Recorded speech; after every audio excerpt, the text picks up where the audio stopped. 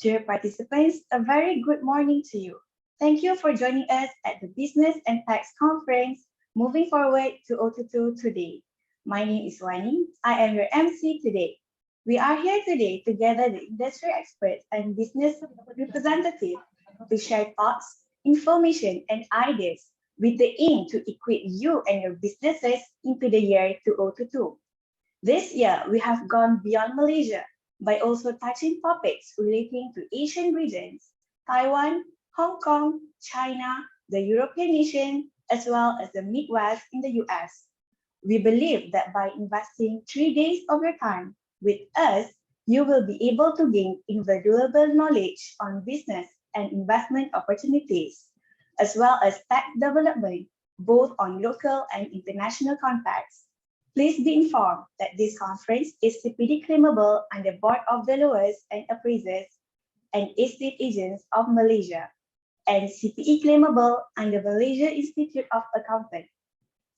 For those participants who will be claiming the above CPD or CPE points, kindly ensure that you stay online and complete the polling questions, which will be posted at the end of every panel session.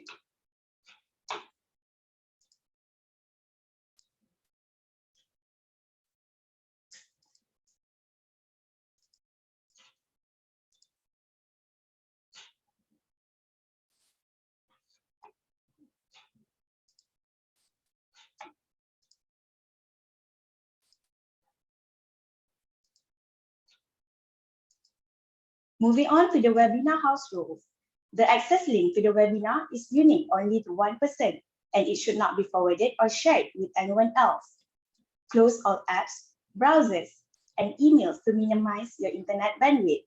Participants' microphones will be muted to minimize disruption to the audio quality. For members of MIA who wish to obtain e-certificate and CPE credit hours, participants are responsible to log in at least 80% of the entire program, answer the self-assessment in the beginning and at the end of the program, participate in Q&A session, complete the feedback form. For members of BOVAEA who wish to obtain e-certificate and CPDE credit hours, participants are responsible to ensure to provide full name and IC number in the Google form, answer the self-assessment in the beginning and at the end of the program, participate in Q&A session, complete the feedback form. No part of e-material may be reproduced in any form, stored in any retrieval system, transmitted by any means, electronically or mechanically, photocopied or recorded without the prior permission of the author or the company.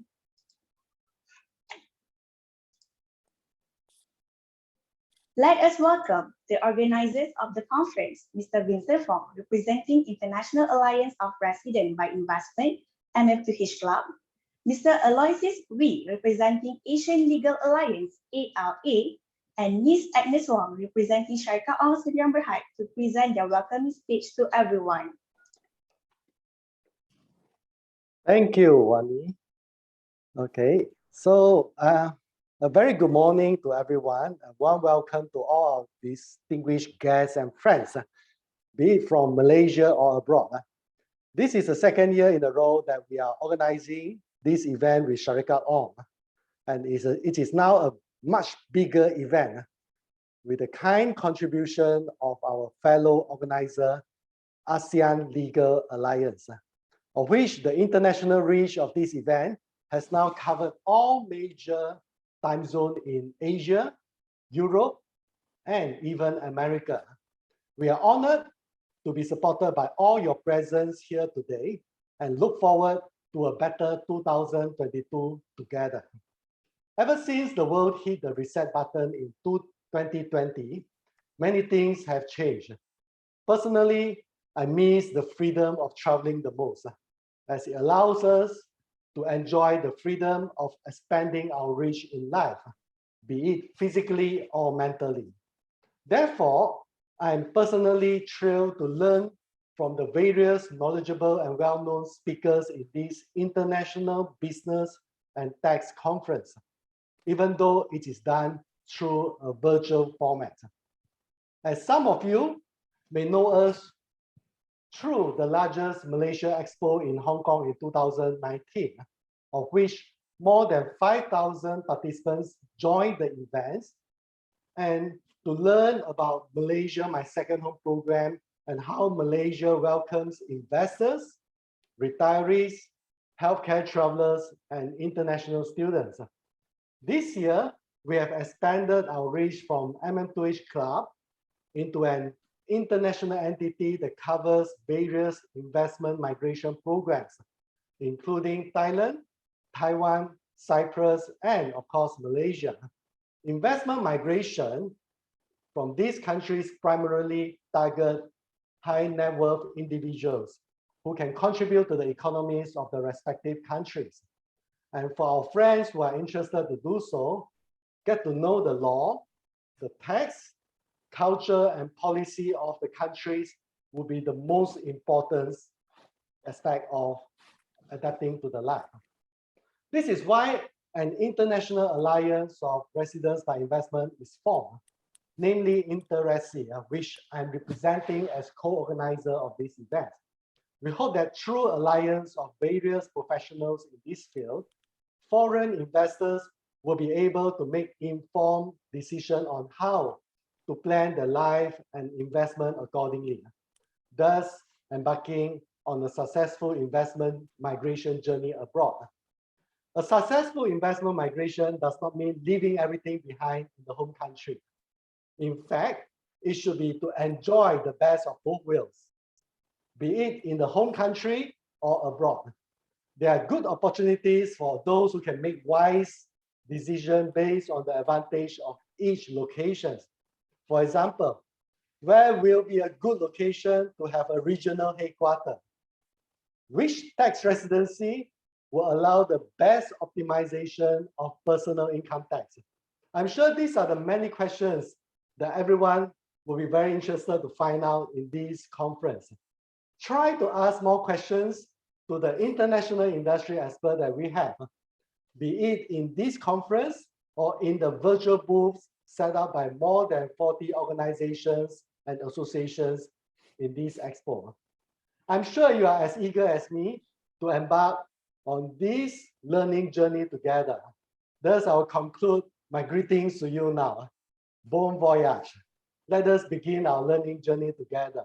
And I pass this to my fellow organizer, Mr. Aloysius Wee.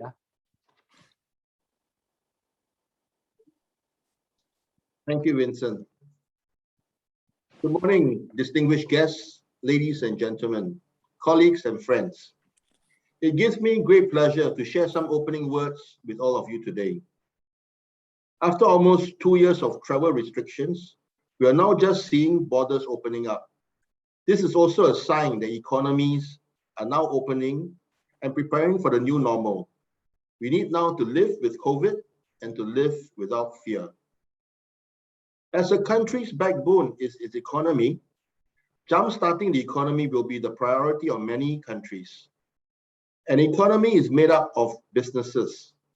And today, we as business people are gathered to learn and share information and ideas as to how to jumpstart our own businesses in this new normal and to seek out new opportunities. I represent the ASEAN Legal Alliance, a network of law firms in ASEAN, and we have members too, law firms in other countries in Asia, as well as professional services firms, trade and business associations within ASEAN. Our very being shows that business and the law must go hand in hand for smooth development. The organizers have curated excellent panelists for this event, and we, the ASEAN Legal Alliance, are proud to be included in several of these panels. We have also invited our sister legal network, Warwick Legal Network, which covers Europe and the Americas, both North and South America, to participate in this event and to also host a panel. I do hope all of you will find their insights from the other side of the world interesting too. ASEAN is a region that is fast growing, yet ASEAN has been badly impacted by COVID. As we now emerge stronger, we cannot deny that the pandemic has pushed us to change our ways of doing business. For a start, work from home concept is likely to continue in some form or semblance. We now are comfortable to work from home, from anywhere, and to connect with any person in any part of the world. In fact, all of you are sitting comfortably in your homes right now, listening to this conference. COVID has also pushed a lot of businesses into digital transformation. I believe that you'll hear this term digital transformation more in the coming weeks and months. It is how businesses have used technology to enhance their business operations. One example of this adoption is cloud-based solutions.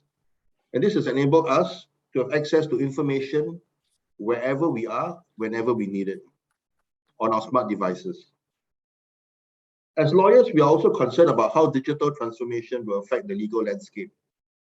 With new technologies come along with new legal frameworks and challenges.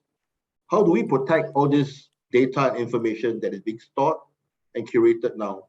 How do we set perimeters for artificial intelligence so that it does not infringe our privacy rights? And how new technologies can be managed? These new technologies have also spawned new industries like fintech, medtech, legal tech, proptech.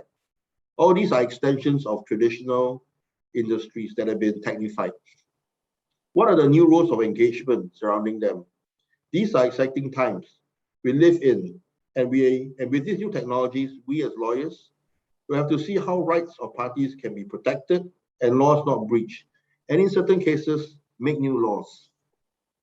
Finally, I would like to wish each and every one of you a fruitful 3 days of learning, sharing, and networking. To participate in this new normal conference, to reach out to one another, make new friends, ask questions from your panelists, as if you're meeting face to face. Thank you. Thank you very much to Vincent, as well as to Aloysius, my fellow co-organizer. Dear participants, fellow panelists, supporting partners and friends, first and foremost, thank you for investing the next 3 days of your time with us.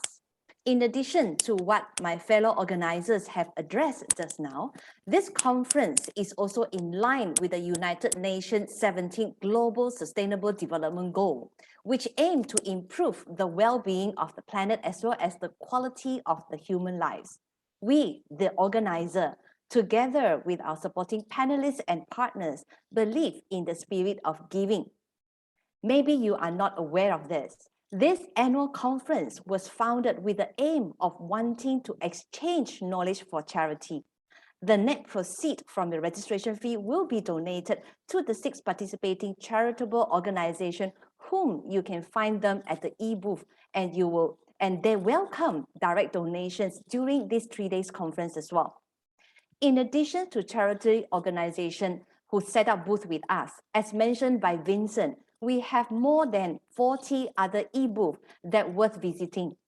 Do make full use of this platform we have showcased for you in order for you to learn, to exchange ideas, to focus business networking, as well as to find business opportunity. We believe that this conference is only the beginning of our friendship together. Do actively participate in the panel discussion as well as the 12 public talk sessions that we're going to showcase in addition to what we are going to have at the main conference hall that is actually put in line for you. Let's make the next 3 days a fruitful one for you as well as for us. My name is Agnes Wong. I am the managing partner of Syarikat Ong, a corporate service firm based in Malaysia, together with my fellow co-organizer, Mr. Vincent Fong, the founder and chairman of Interacy, and Mr. Aloysius Wee, the chairman of ASEAN Legal Alliances. We welcome you to this 3 days conference. We wish you all the best in your planning into the year 2022, and we look forward to seeing you in our next year conference. Before I end my speech, allow me to declare that the Business and Tax Conference Moving Forward 2022 open. I now pass the floor back to our MC of today, Ms. Wani. Over to you, Wani. Thank you to the organizers for the welcoming speech. Without further ado, we shall now move into our first session of the day, Budget 2022 Commentary, the highlights. The presenter of this session is Ms. Agnes Wong.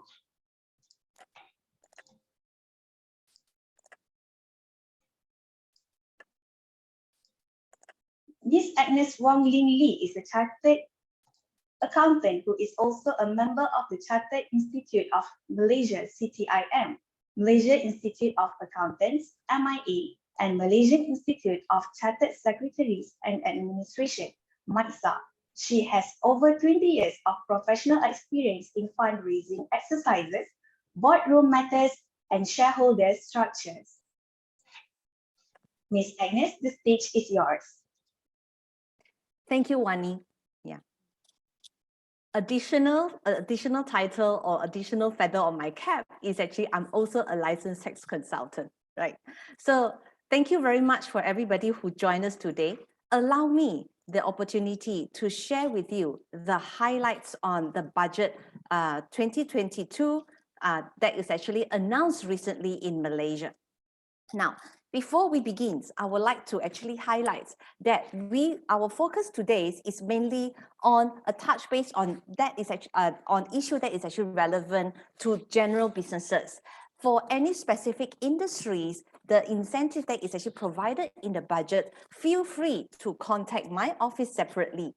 In the booth today, Syarikat Ong also have an e-booth, and you are welcome to come over and have a live chat session with us. Now, allow me to begin the sharing. In our budget 2022, our government has announced the largest expenditure in the history of 322.1 billion, out of which you would realize that operating expenditure was allocated with 233.5 billion, development expenditure of 75.6 billion, and we have increased our COVID-19 fund allocation of 23 billion. Comparing the past 3 years budget allocation, you will realize that the development expenditure has actually increased as compared to the past 2 years, while the operating expenditure has reduced proportionately in terms of percentages, with COVID-19 allocation has actually been come out. There are 3 focus areas in our budget 2022 this year, which actually talks about the rakyat well-being, the second being the resilience of business, and the third being the prosperous and sustainable economy. If we looked into the highlights, it was actually broken down into various strategies, of which I will be highlighting the budget allocation in this particular highlight today. In the nutshell, for rakyat well-being, Malaysia has come up with 3 strategies that focuses in certain direct cash assistance that will be provided to our B40, as well as the improvement of the job security by our governments through the initiative. Strategy 2, you will realize that we are actually having a lot of allocations pertaining to the Bumiputra business development, as well as women empowerment, not forgetting the youth and sports, as well as other community-focused empowerment. Strategy 3, regarding the living environment, home ownership has always been our government focus, and this year is not spared. Rural infrastructure via the digital transformations and the effort that the government's going to put in digitalize that part of the industry, plus the education's digitalizations is also part of our initiative. Focus 4, regarding the resilience of business. Our government has actually come up with different grants as well as financial support made available for businesses to actually tap on in order for them to actually grow the business forward. Other drivers was also being put together when it comes to other investment in key sector, as well as in the area of innovations, whereby there are support being given in this area. And during the COVID, I believe throughout the world, certain industry has been hit, so is Malaysia. The tourism industry, the creative industry, the retail industry is where the government's focus is in order to assist this industry to recover in the year 2022. Agricultural industry, food and security is also in the agenda of our government budget this year. Focus 3, a prosperous and sustainable economy. In here, we see that the government pay attention to the green environment that we are trying to cultivate in Malaysia. Low carbon practices will be looked into, the environment and biodiversity will also be looked into. Bridging the economic gap has always been something that the government pay attention to, whereby we looked into how do we actually bring about the income of the rural as well as the urban by way of digital connectivity projects. Strategy 3 talks about the revenue sustainability, whereby we see different tax measures has actually been in place in order for revenue sustainable measures being taken place, whereby we have introduced a one-year windfall tax we call Cukai Makmur was actually being introduced. And public service delivery is always in the heart of our government's mind. So government servant welfare as well as to further reform the service delivery is also in the agenda. Allowing me to go into some of the highlights of the budget allocations. In total, in terms of reskilling and upskilling program in generating employment, the government set aside a total of 22.8 billion allocation for it. And it is actually being broken down into 3 parts. Part 1 is actually relating to the technical and vocabulary educations and training, whereby the implementation of initiatives under the relevant ministries will be actually set aside for these purposes. Bumiputra developments is also in the picture of 6.6 billion being allocated for educational purposes to Bumiputra institutions to produce more Bumiputra professionals. Guarantee employment opportunities is being looked into by our Social Security Department as well as via the short-term employment program, upskilling as well as reskilling programs as well. So various agencies has actually been looked into, and a program fees of 1.1 billion was set aside for them in order for them to target a participant or upskilling parties of close to 220,000 being set aside for the year 2022. As part of cultivating a balanced career opportunity between women as well as men, our government through the Securities Commission will make a mandatory policy to make at least 1 female board member for all public listed company.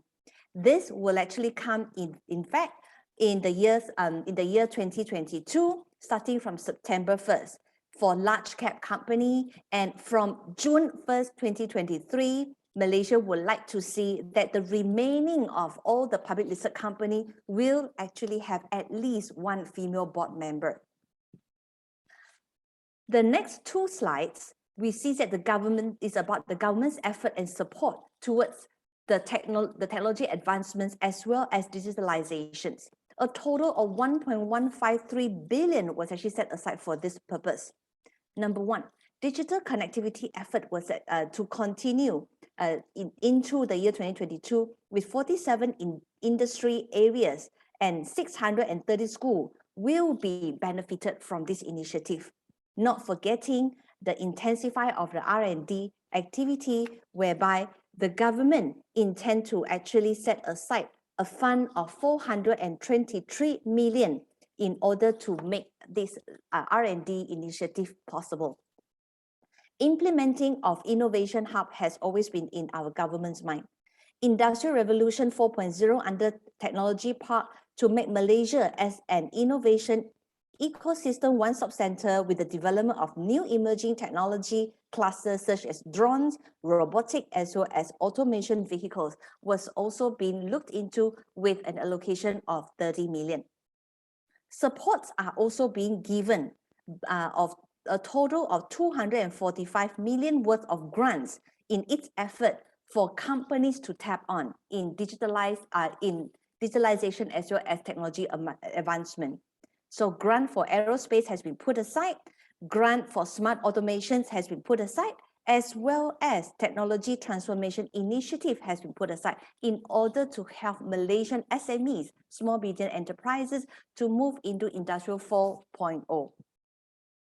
Micro scheme, as well as business financing and alternative financing has also been put aside. A total of 4.255 billion was actually set aside for this purpose.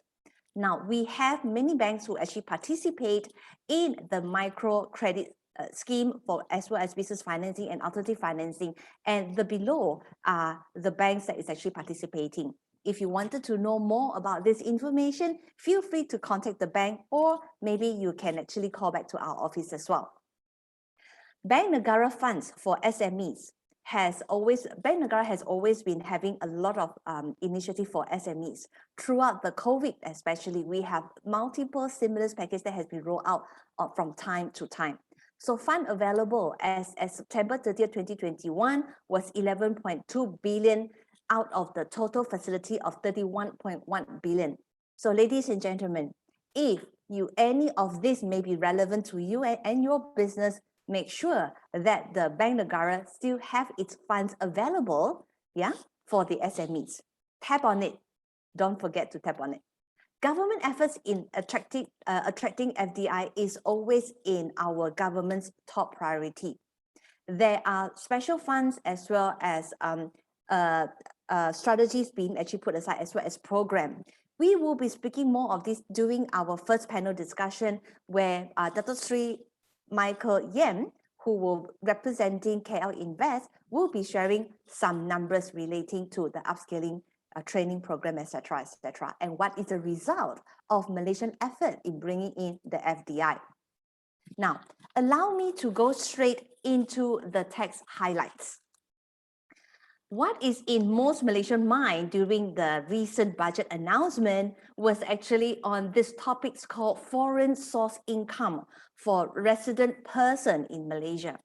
Malaysia, for the first time, has actually coming out with this new, with this new taxes, which was previously exempted, and to as part of its effort to ensuring that whoever who's supposed to be paid tax has actually submitted their rightful tax to the government.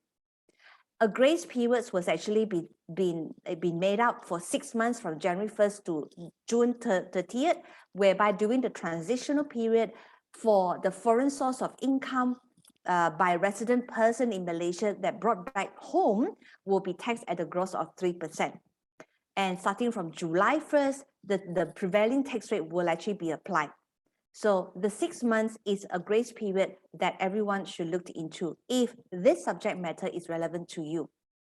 Our government has on 2 days ago, 16th of November, came out with their media release pertaining to this matter.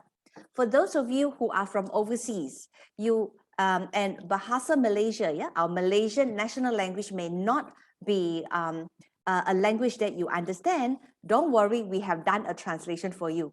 But for the benefit for everyone, we have yet to receive the actual English translations from the government. So for the purpose of today's conference, my firm has done our English translation. But however, we wanted to highlight that this is only an English translation, and it may subject to further change if the interpretation change from time to time.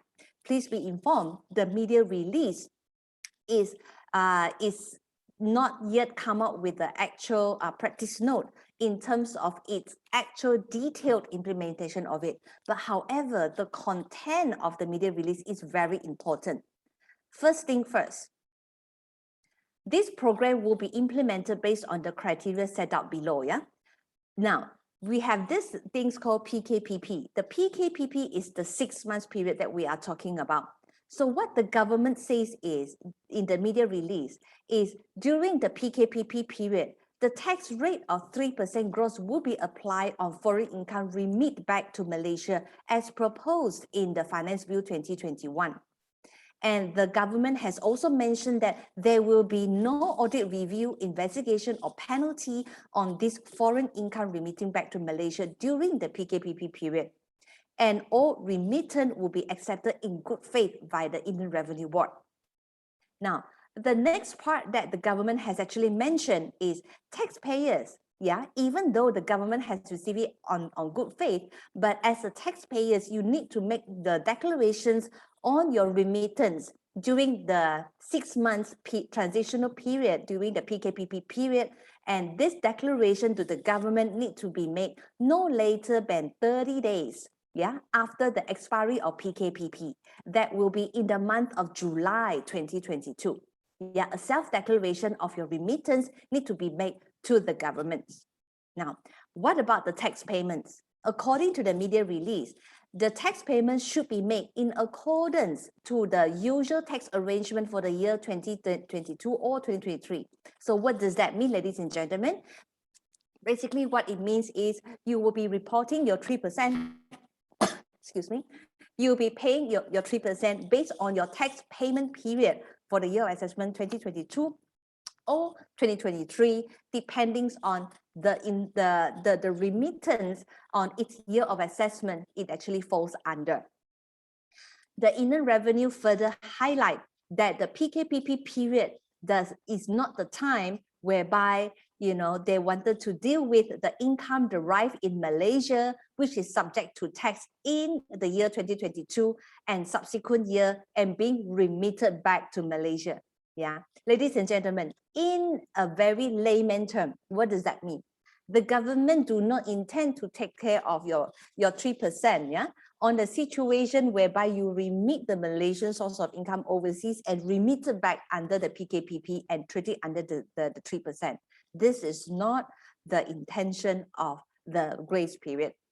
Now, it is important to highlight to everybody in the audience, after the expire of PKPP, the Inland Revenue will review and examine income information of Malaysian residents kept abroad, which information has been exchanged through the mutual agreement procedures with other countries.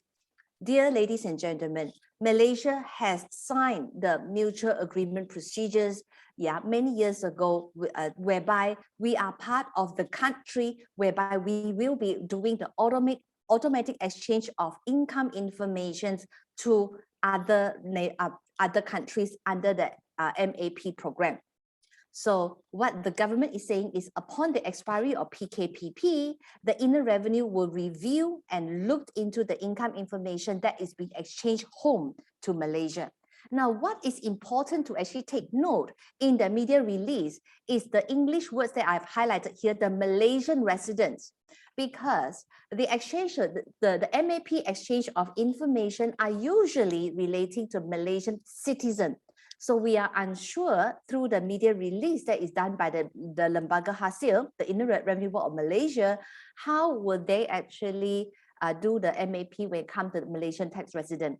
Further clarification should be looked into when there are more media explanation coming from our government. Now, it is important that the government has actually made this conclusive remark to say that if it is found that the income kept abroad was actually originated from Malaysia and has not previously been reported, additional tax assessment will actually be raised together with the penalty to the taxpayers in accordance with the provision of the Malaysian income tax legislation under 1967.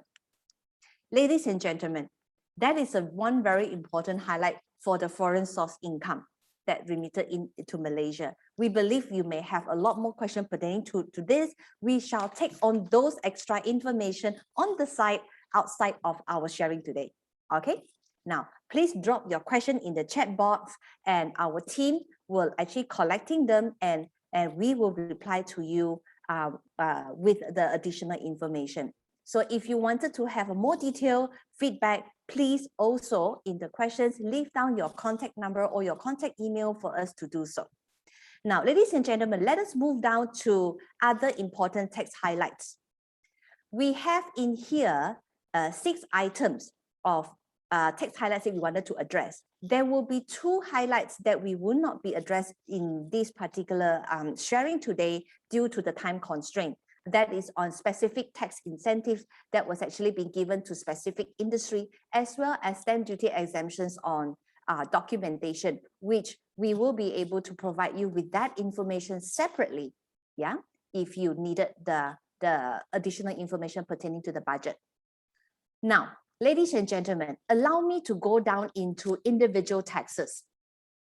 As far as personal tax is concerned, in this budget 2022, the 8,000 medical expenditure is now extended to also cover medical expenditure for mental health checkup as well as consultation services. And as well as the EPF contribution, we call it the approved provident fund, and payment for life insurance in the past, right? Voluntary contribution towards the approved provident fund was actually not part of the relief. That was actually not part of the 7,000 relief. And in the year 2022 budgets, the government has extended to allow those taxpayers who have actually made voluntary contribution to the provident fund to be able to claim tax relief under the threshold of 7,000. Social Security, under Malaysia, we call it SOCSO, a tax relief of 250 was actually given under your personal income tax calculations under the employer contribution, and for the budget 2022, it is now extended to employee contribution, and the amount has actually been increased to 350. Upskilling and self-enhancement courses. As a taxpayer, you can actually go forward for attending course that is able to upskill as well as self-enhance yourself. Now, the self-enhancement has now been increased to 2,000. For more information, please contact my office. Yeah. Okay.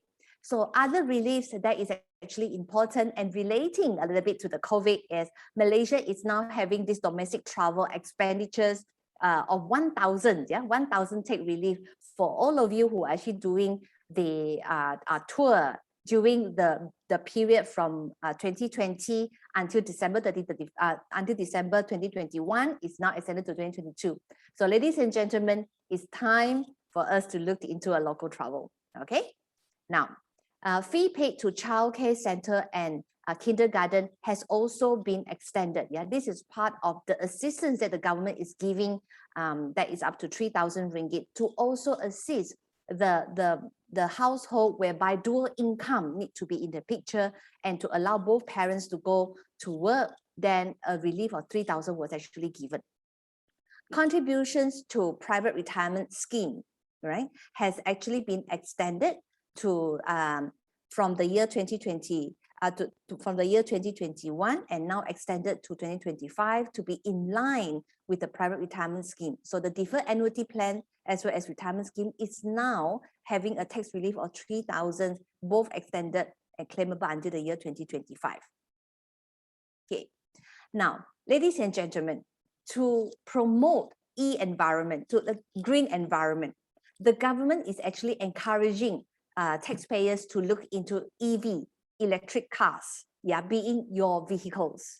So tax relief of electric vehicle was actually be given for 2 years of 2,500 per year personal relief for the installments that you have paid or the rental for the electric cars, as well as higher purchase payments or subscription fee, whatever the payment relating to that is actually allowed up to 2,500 per year.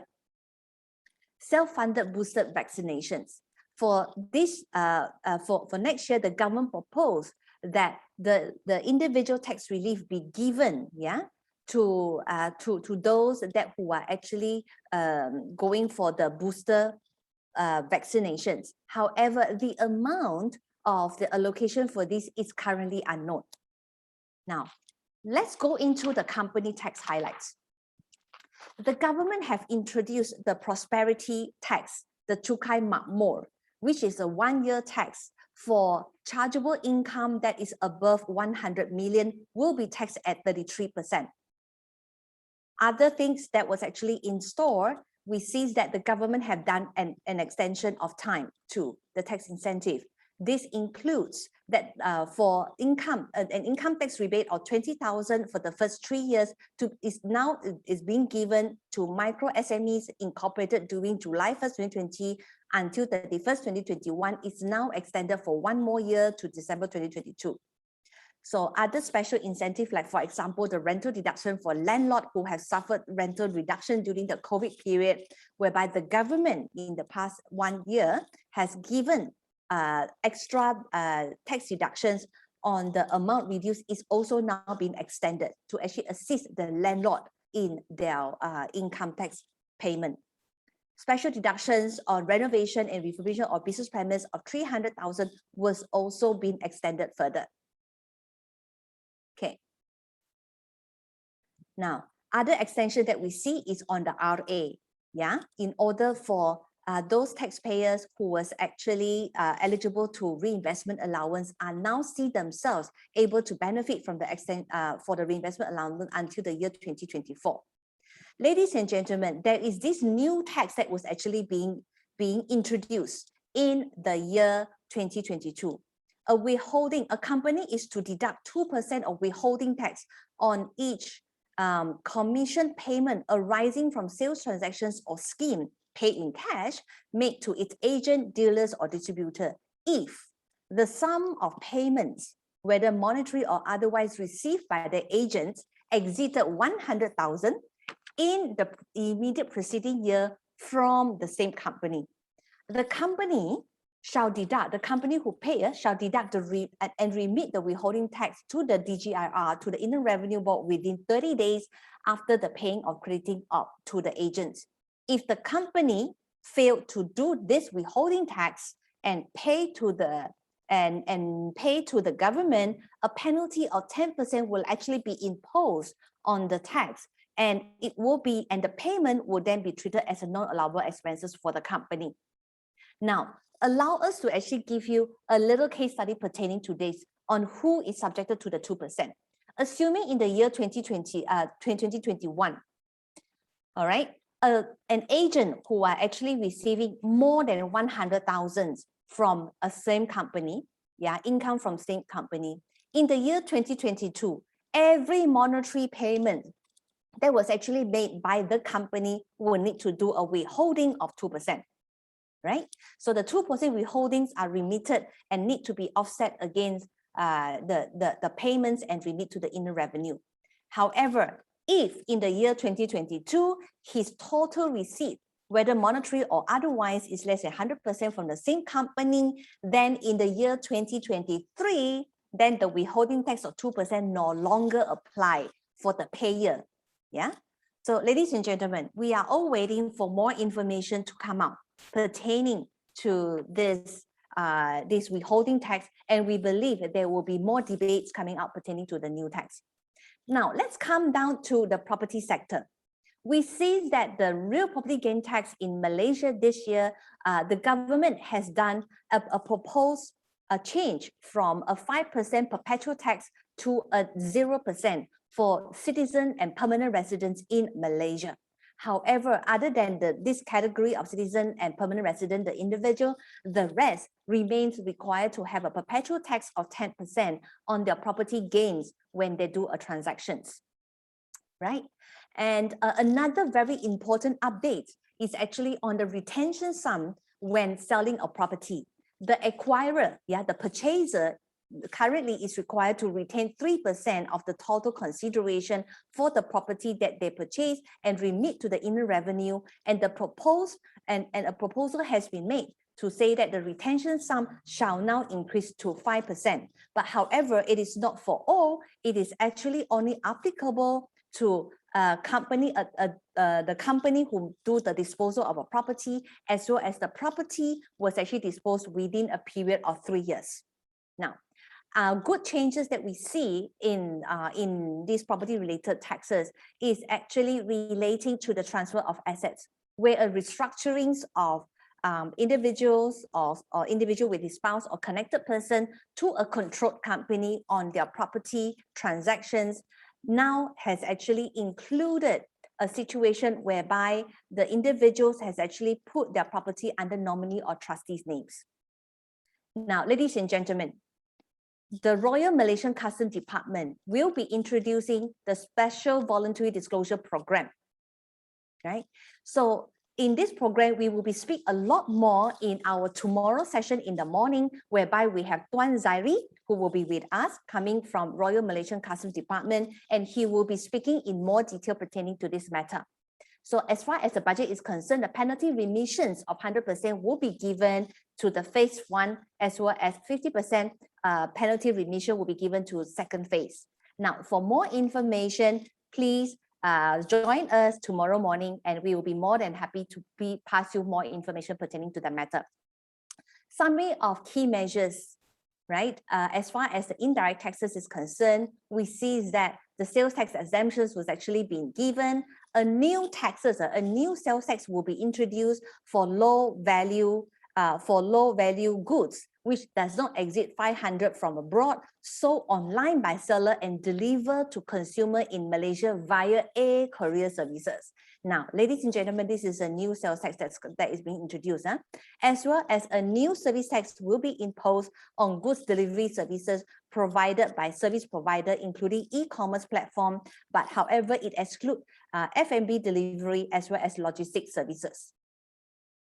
Now, sales tax exemption, however, is given to brokerage services relating to trading of shares listed in the Bursa Malaysia. Ladies and gentlemen, allow me to go down to quickly on the tax administrations and other matters. In view of the pandemic situations whereby Malaysians has actually need time to actually revitalize our economy, a deferment of tax installment payment for micro SMEs are being given. It is proposed that a deferment or income tax installment to be given for 6 months until June 30th, 2022 for MSME. Review of tax treatment on unabsorbed losses is also being given, whereby in the past, our losses carry forward can only be done for 7 consecutive years. It's now extended to 10 years, right? And in addition to that, in order to assist the taxpayer to be a lot more relevant in terms and inaccurate in their tax estimation, it is proposed that all businesses be allowed a revision of tax estimations at the 11th month, right? In order for taxpayers to manage their tax payments to the governments. Ladies and gentlemen, Malaysia has introduced a tax identification number. This will actually see that Malaysia will be broadening our tax base as it comes. The following persons shall have a tax, we call it a TIN, will have a TIN. A person who is accessible to chargeable to tax, who are accessible and chargeable to tax will actually need to register themselves the income tax number. And any citizen and age 18 and above will also come into the picture. We have not seen the government automatically assigning the number yet, but we foresee that the government may actually come up with measures in implementing the TIN registration.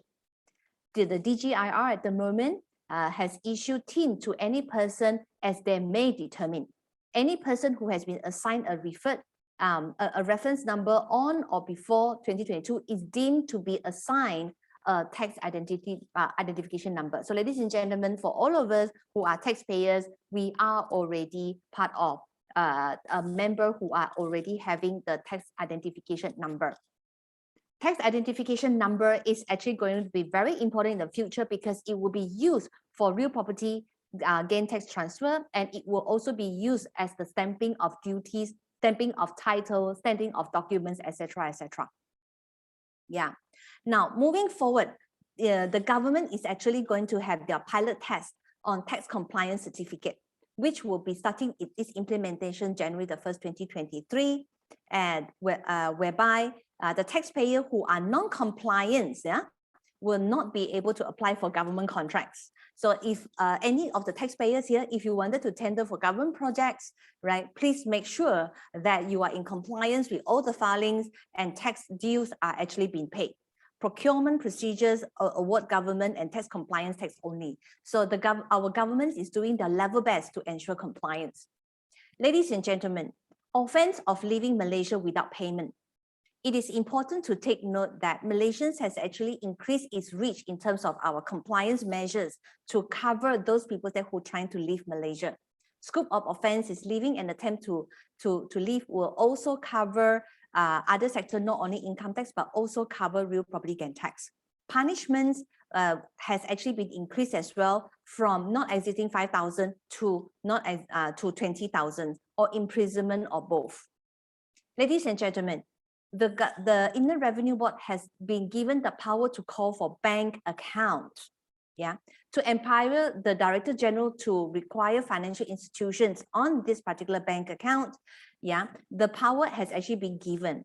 The duty of the financial institution is to provide the informations, and the tax authority is now given the right in order to to actually issue a penalty or offenses to financial institution who doesn't comply with the request of a bank account release. Ladies and gentlemen, I come to the end of my highlights presentation today. As discussed, today's highlights, we mainly focus on area we believe that will actually be more relevant to the general businesses, and for any specific industry, please contact us and we'll be more than happy to feed you with more information. Thank you very much for your attention, and I shall pass the floor back to our MC. Ms. Wani, over to you. Thank you, Ms. Agnes, for the fruitful presentation. If you need further information pertaining to budget to O22, feel free to contact us on the contact provided or scan the QR code, and we are more than happy to stay connected with you.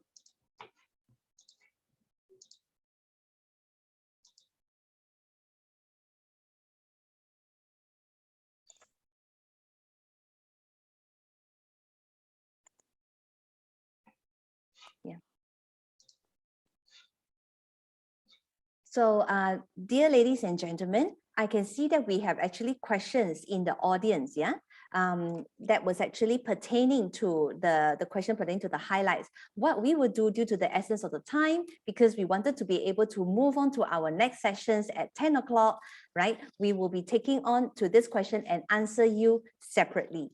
All right, so please have the question coming on, and stay tuned. The answers will be answered today as well in the Hopin chat room. Okay, so ladies and gentlemen, the time now is 9:56, and please take a 4-minute coffee break, and please come back sharp at 10 o'clock for us to begin our sessions pertaining to our first panel discussions on Business Landscape 2022 with our distinguished panelists. Be right back.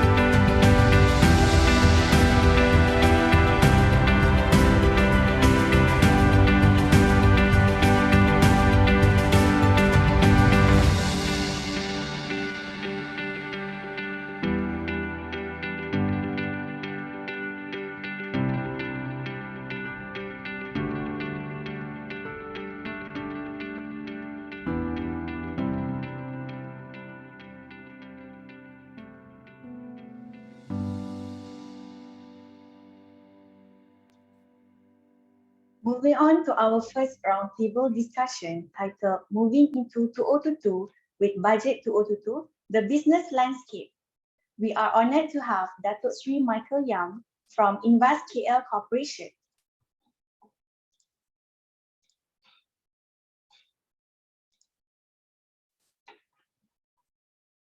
Datuk Sri Michael Yam from Invest KL.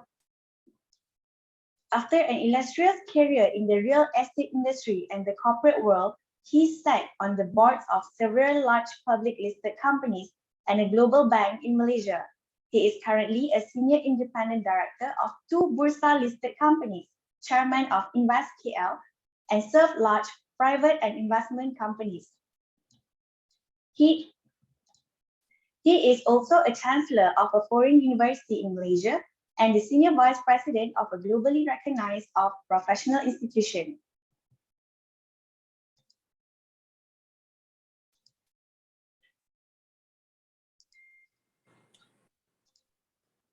Hello, thank you, MC. Sorry, I just stepped out of the room. Thank you for the introduction. Yep, okay. What am I supposed to do next? Okay, Wani, maybe you read the rest. Yeah, thank you. And then we have Mr. Chin Chi Song from SME Association.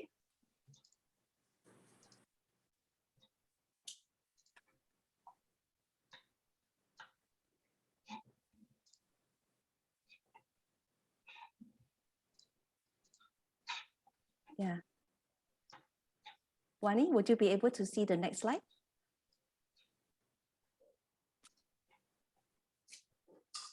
Hi, good morning. Morning, everybody. Nice to meet everybody here. Okay, before that, I would like to share a profile of Mr. Chin Chi Song. With more than 30 years in the ICT industry, CS Chin has vast experience in the information technology, telecommunications, and venture investment industry in Malaysia, China, Japan, Taiwan, and Southeast Asia. In addition to working with many local businesses, CS Chin has experience working with major corporations like IBM, Telecom Malaysia, and Gozorozo Japan. I will now pass the stage to the moderator, Ms. Agnes Wong, Managing Director of Syarikat Ong Group of Companies. Pass to you. Thank you, Wani. Thank you very much, Wani. Now, ladies and gentlemen, welcome back. According to the e-brochure, you will realize that we're supposed to have 3 panelists. Another panelist is a co-founder of Atta Plus, Mr. Aimi. Unfortunately, due to a personal emergency, Mr. Aimi is unable to join us today. So it doesn't matter. We have 2 extreme powerhouse in the audience today, Mr. Chin Chi Siong as well as Datuk Sri Michael Yam. I think they're both well represented. One from the SME sector.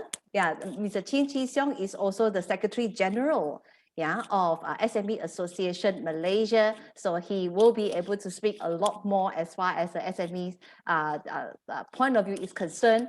And Datuk Sri Michael Yam, who is vast experience from big organization, internationals, as well as now sitting in a very important board as part of the government agency of Invest KL. So without further ado, allow us to move on to our moderating sessions today. Thank you, my distinguished panelists, for coming in today. It has actually been a great morning. Now, I'd like to be able to jumpstart today's discussions by going into businesses in general, gentlemen. The government has actually provided various financial assistance, grants, and subsidies to businesses, especially to SMEs, for the past 2 years, through many rounds of stimulus package, etc., etc. I would like to actually seek both the panelists' view from your observations when it comes to businesses. Do you think our businesses have successfully capitalized on these benefits? And from your observations, what remains a challenges for businesses of today when it comes to handling the support that was actually being provided?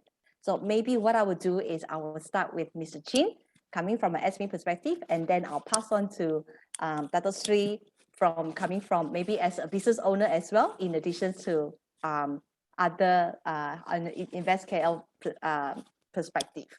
Mr. Chin, over to you. Thank Mr. you, Chin, you are Agnes. muted. Thank you, Agnes. Thank you. First of all, thank you for the kind invitation.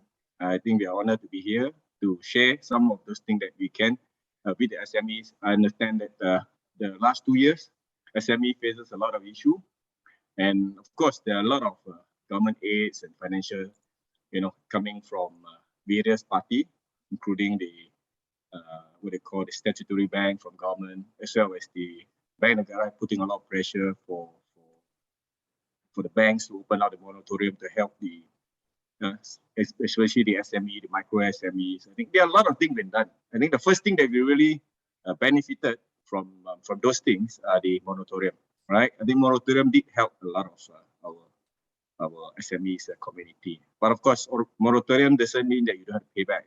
You just extend what you need to pay. I mean, that one we can't argue anymore because we have been pushing the Bank Negara as well as the Ministry of Finance to help us to look into zero interest, but that not avail. But anyway, there are also many other, the so-called financial aids being provided by the government. Right from the Prihatin, Penjana, Pemerkasa, Permai, and then Pemulih, right? I think we're still in Pemulih. I don't believe that we have totally, turned over around. And we are in fact getting into the last stage, but this stage is not easy. As we can see that many companies have also been shut down, right? But to the fact that whether any of the financial aids really helps, beside the moratorium, of course, is the Bantuan Prihatin, so that the government in fact pay your company for some wages subsidy program, we call it, which in fact have been good for the beginning, but we can't rely on those aids forever. So many things that we need to do ourselves, right? We have to look into how are we going to turn around our own business by using other way, right? So, because one of the way is that to reduce costs, getting into a different way, kind of business, or like many of them, they shut down many branches. There are a lot, 100 to 300,000 companies have been closing down. In fact, it's more than that. In our record, is almost close to 500,000 of these companies, right? When of course there's a lot of companies they didn't close, not because they fell into trouble, but they realized that this time is not the right time to do business. Of course, like industry of tourism, those spa, services industry, a lot of them couldn't operate during MC, so they have no choice. They will have to shut down some of the branches, but the company is still there. But some of them have even like 50 branches. They close 45 of them, or maybe they close almost all of them except one in the HQ, which don't even operate, just to run, keep the business operation running, because you have still have staff to pay salary. And those are the things that really face a lot of issue for us. I just want to bring out something that we have done. In fact, along these years, we have done a lot of survey. These 2 years, we have done a lot of survey. The last one we did was on August 20th. That was where we just, managed to shut down again, right? And then there's a time that there are a lot of difficulties. And then we found that, at that time, 25% SME have discontinued their business operation. 25% is a lot. And 54% of the SME either closed temporarily or ceased operation, right? And then in terms of company performance in 2020 compared to 2019, only 4% of the companies say they have an increase in their business. Probably these are those food-related business, or those maybe sanitizing or whatever. And 8% have no change. In other words, it's 88% decline in performance. And those decline in performance are minimum of 30% in decline in performance. So you just imagine how bad it is, for that time. And then we asked another question on whether how you perform in May, June, July 2021. This is the reason why, right? And it's even worse. 91% performance was declined. So that means this year, in 2021, is worse than last year, right? In other words, means we have more to recover, more things to do, and for the industry. And that's the reason why the government also come up with the biggest budget ever located for 2022. So this is important for us to really put the fact right. These are the facts that we put forward to the government. In fact, we have very close communication with the Economic Advisory Council, with the EPU, with the MOF, with all the ministry. So we even hope most of you can even help us when we do a survey. Come by, because Malaysian, when it comes to survey, they always tend to ignore, but they want help. The survey. They want help. They want to do the business, but they want help. So how could we, tell the government this is actually fact on the ground, but Right. I have the facts and figure in my hand. So, but fortunately, we do have a good bunch of people. This, of course, is not small. This one we did about 1,300 responded, which we have to really thanks for those people who responded, but it's still not enough. Not enough. That's right. That's right. Malaysia is like that. We wanted the data, but we are not contributing to the data for the data to be accurate, don't we? That's one of the situations that we are having. Right. Mr. Chin, can I just go dive in further on your information over there? It was also based on the sharing that I had just now. Right? Bank Negara is actually having a fund from SME. This is actually not part of the budget, but it is being reminded during the budget speech, whereby a total of 31 over billion was actually like the funds that is actually set aside, whatever the name is actually called. But for some reason, the tapping onto this fund doesn't seem to be like in total exhaustion, So meaning there are still facilities that is actually made available. So according to the information, up to September the 30th, the fund still available to be tapped on was 11 over billion. So what actually is the situation that SMEs are not tapping on to the fund to keep themselves alive and choose to go out of business instead?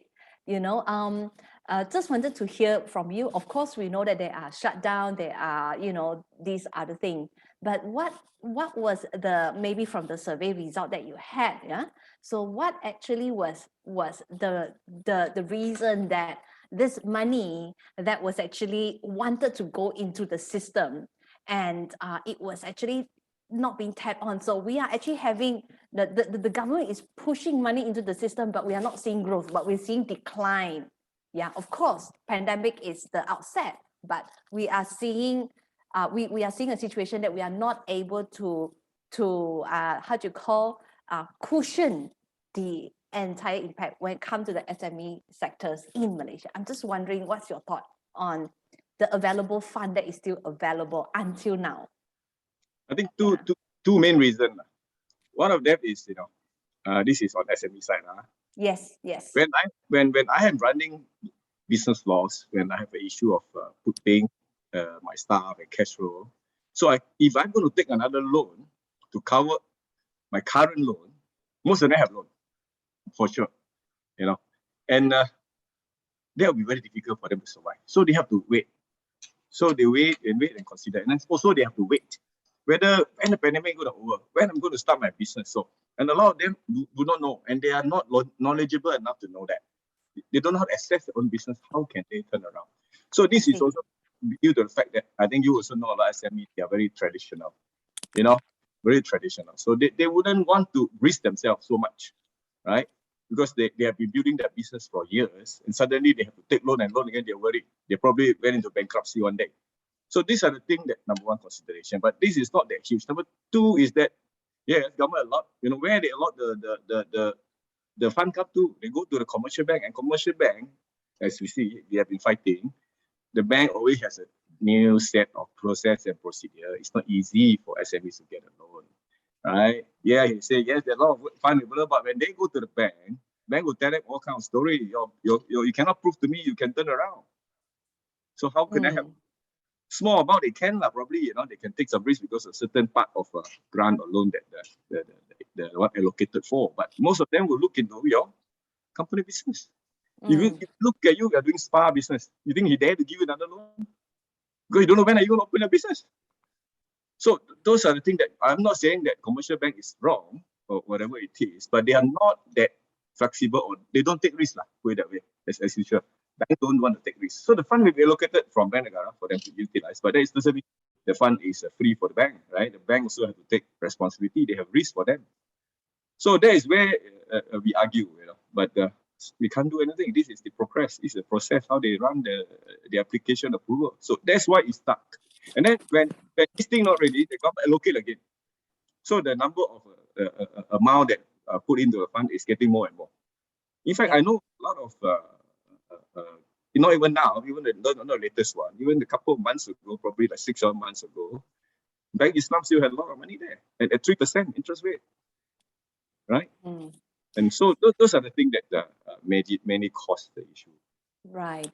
I'm just wondering, honestly, Michael, on these notes of banks, of course, they will actually have their measures and stuff, and businesses, like tapping.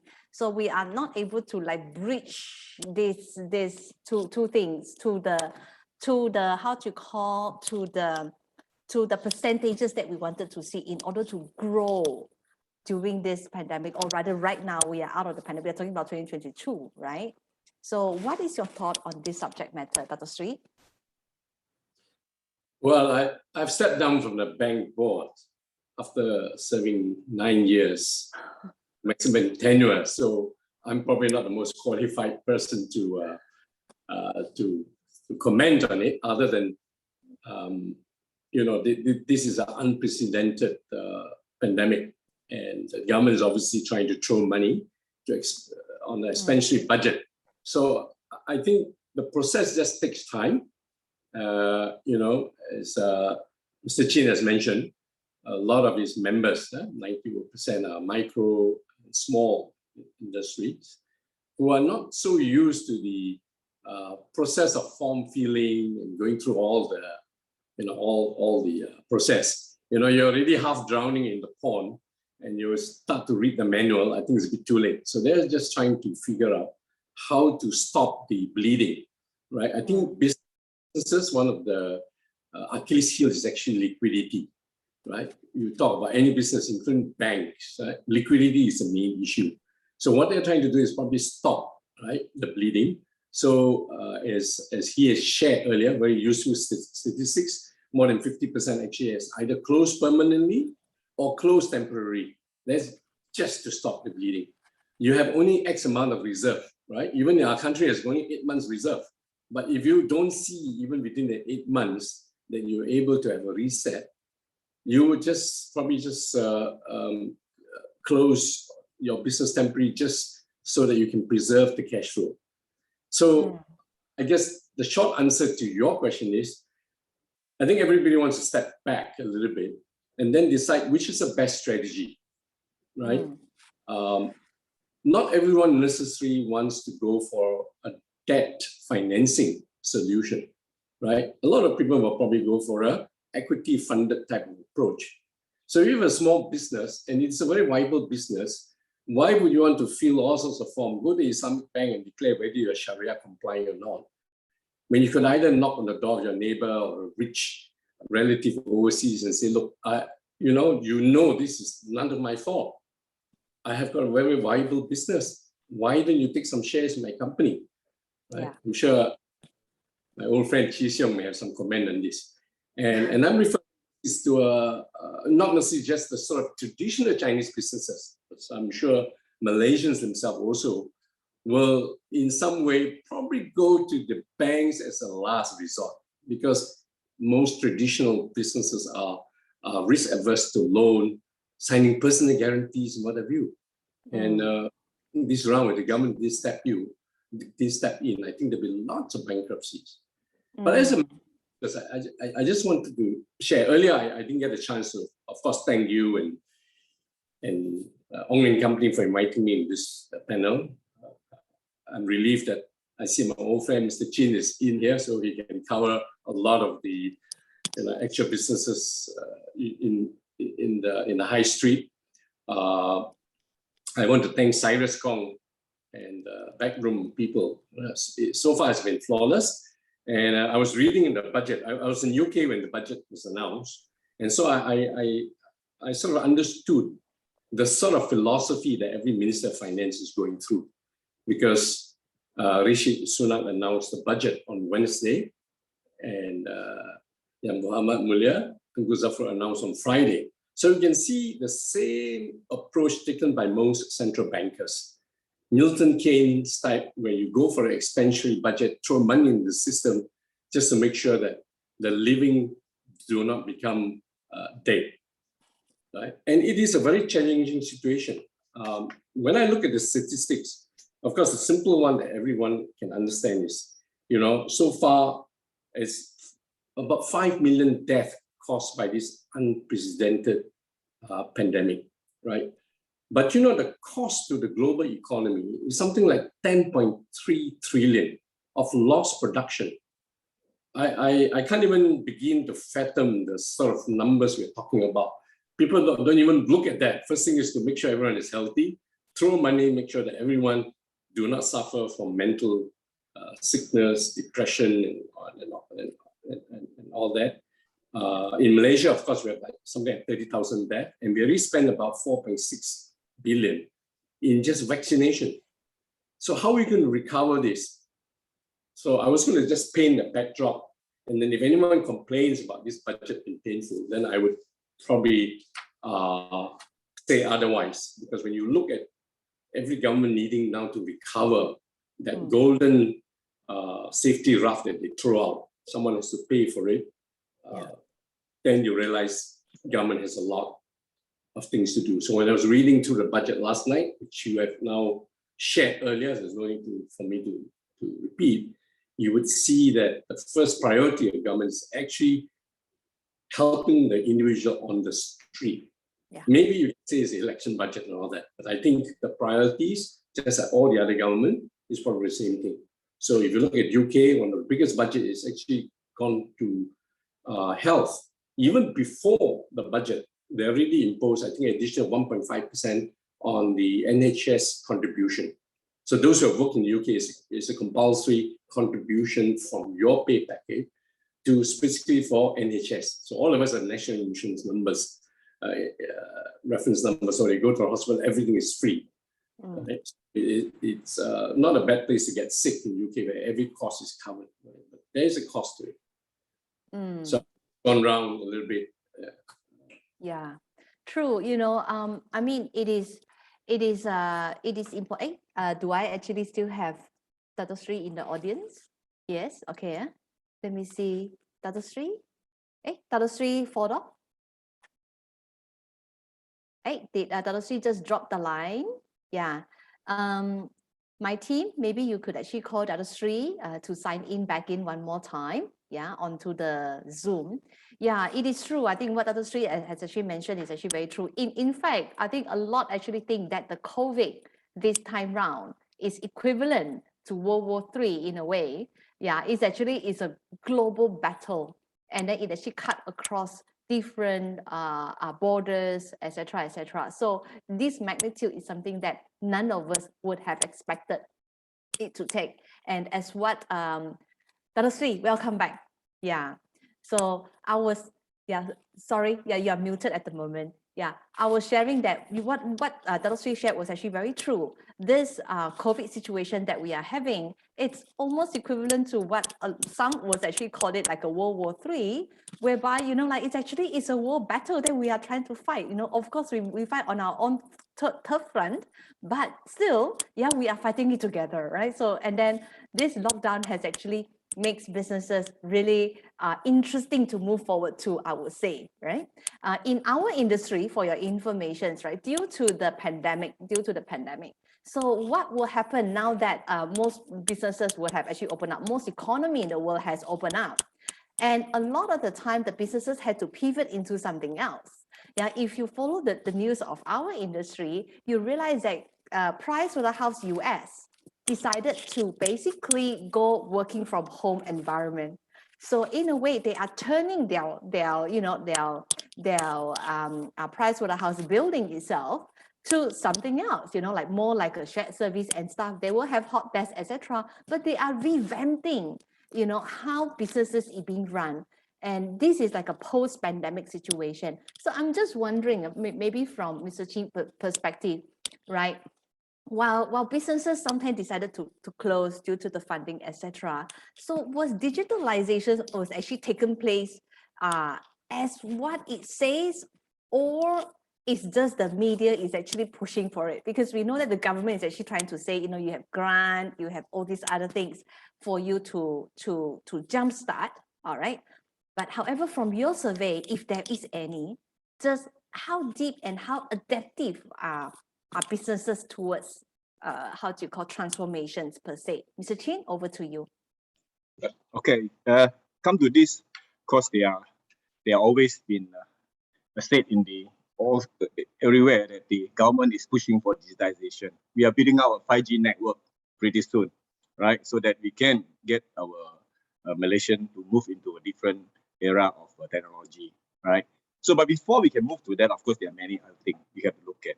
Particularly, your question is about how they do digitization during this pandemic time. Of course, we have seen, many of us start using internet, Zoom call because of the restriction. Everybody become very familiar, right? So this is only one way of communication. Is because of a simple transformation from a traditional way of doing business, or meeting. Then you go through a online meeting, right? But digitization doesn't mean that you go online mean you are digitized, right? A lot of these companies, what they mean by digitization means they put themselves present in the internet. They have a web presence first, right? So for those people who have products to sell, if for those don't have, what can they do, right? But there are many other things, of course, they can make use of. Okay, the survey when we are done, we have one question particularly. We ask what package or what assistance that's given under all this Makassar or government grant, whatever. What is the so-called best in this company, right? Who will answer what is the best package to help them. Number one package that I just now mentioned was the wage subsidy program. For about close to half of them say wage subsidy program really helped them. Okay, then the interesting fact is come to how the grant, digitization grant, how many of you have been benefited or how many have been getting it from the government. Okay, out of those we find, out of 1,100 of respondents, we have only 32 saying that they got a grant, which is a very small amount, right? And why is that so? Even that, we have another question is on the transformation, the higher, there's a few grants going on. One of them is for digitization grant, where government say you can get up to 10,000 by paying 5,000, one-to-one matching, right? Those are very basic digitization package for you, for any organization. Probably you want to put yourself in the web, you get a web hoster, the company to provide the solution to you. Or you want to have a digital marketing, create some video for you to promote your product, And those also, yes, there are thousands of people benefited from here, but consider number of companies out there, not too many have taken up. There's two reasons. One is there, of course, sorry to say that, the government putting around the agency to handle the approval and application. There's so many complaints come into play. I apply for even a 3,000 grant, I got to wait like 6 to 10 months or even more to get my money back because you have to pay upfront first. It doesn't mean that you can that. So for them to start to doing this, they have to consider what to do first, right? And then will they help them? And the process is so bad. And at one point of time, there are a lot of these grants have been stuck, right? Stuck in a way that the money not coming from the government. This is what the agency was telling the applicant. You have applied, yes, we have put your progress in approval, and we have to wait until the allocation of money come in. So this is a fact that Malaysia have to look into how, the government have to look into, really when you allocate the money must be there for people to use, right? If not, then it doesn't make sense, right? You may have a lot of applicants, but yeah, it's nice to hear. I have 5,000 applications, but only 1,000 of them getting the money. So this fact is there. But in overall, Malaysia companies, SMEs especially, or even any businesses, they must embark into digitization, because digitization transformation is not just about a simple web presence. There are a lot of things to it. Because first, of course, you're talking about marketing, increase your sales. Second, you're talking about increase efficiency of your operation.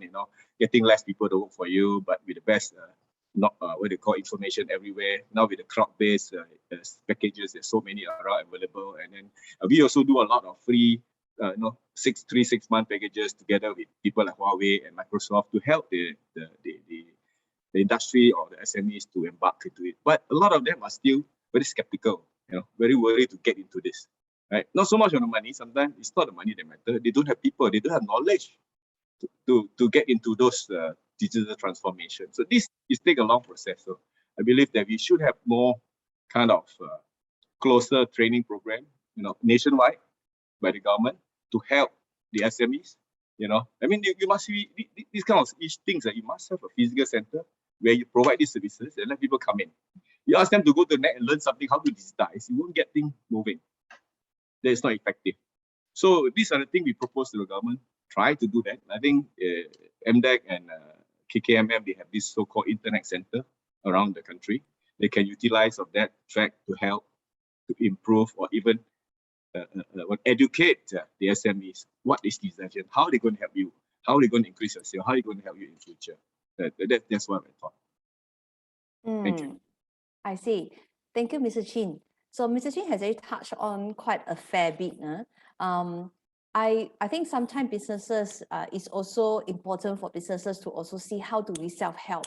Sometimes I think the self-help, and then I think just now Mr. Chin touched on this thing about how do we actually upskill ourselves is actually very important. And I'm just wanted to actually reach out to Dr. Sri Michael here on this part about this digitalizations. Whether it's SMEs or businesses by and large, basically, I think we face exactly the same thing. When it comes to digitalizations, it is like moving the elephant. How are you going to move that elephant out of that particular house? Out of that particular room. Especially when you talk about established businesses, it's even tougher to digitalize, right? So in fact, moving into digitalization era, in my perspective, right, it can actually bring down an established company, if the key managements are not spearheading with that and being overturned by a young setup that probably set up for only 18 months, all right, and basing on a totally different infrastructures and overturn a big conglomerate. So I just wanted to actually hear from Dr. Sri Michael as well on this particular part on digitalizations. I think one part, yes, the government is always there to actually support certain things. The delivery part is an area that I think government, yes, they do need to continue to improve upon. There's a lot of applications because we did actually try to also pay attention to this particular space on behalf of our clients. So the vast application that goes in, we can understand that bottleneck that will actually comes out. But what Mr. Chin has also highlighted, the bottleneck need to be resolved. So that whatever was the allocation can actually go out in time for businesses to decide whether am I going to stop business, or I am going to give it another go. So in any businesses am I going to stop now or am I going to give it another go? So this is where that interesting part is. So I would like to firstly, before we going into upskilling and on talent part, I just wanted to hear a little bit from Dr. Sri Michael regarding this topic on digitalization and transformation, pandemic or without pandemic. I think as of today, we talk about post-pandemic situation. Just wanted to actually hear from you a little bit. Dr. Sri. You're muted, Dr. Sri. Sorry. Okay, I think we have heard a lot about this Industry 4.0, right, moving forward, which is all embracing digitalization, AI, robotics, and so on and so forth. It means different things to different people. And some of the challenges I think are really highlighted by Chi Siong. And these are real. This is a moment of truth. So my view is that I think it really depends on which industry you come from. Some can embrace digitalization faster than others in terms of the industry. This disrupted industry would include perhaps what Grab has done, Panda Food has done, right? And then you mentioned PwC in America, all working from home. I think that one is still too early to tell. Yesterday I was sitting with an architect most high-tech people, but yet we had to sit down at the coffee house to go through some of the sketches, right? So even he agreed. I mean, in the architecture design world, they're one of the early people that use, Macintosh and all that, right? Now that part they can digitalize, but the moment it comes to interacting with the client, just as you as an auditor, having never met your client, he or she doesn't know your capability or the company's ability, right? And to just speak on screen, to assess your competency and how good and how professional you are, it's not there. And then you start to wonder, who am I paying and is it worth paying? Right? So there's this charisma and personality and more than just academic knowledge in your mind that comes into play. Not just IQ, but EQ. And I think a lot of industry does rely on that. So it may be in 2 years' time, PwC may say, look, I think it has to be hybrid, which possibly is the way to go, right?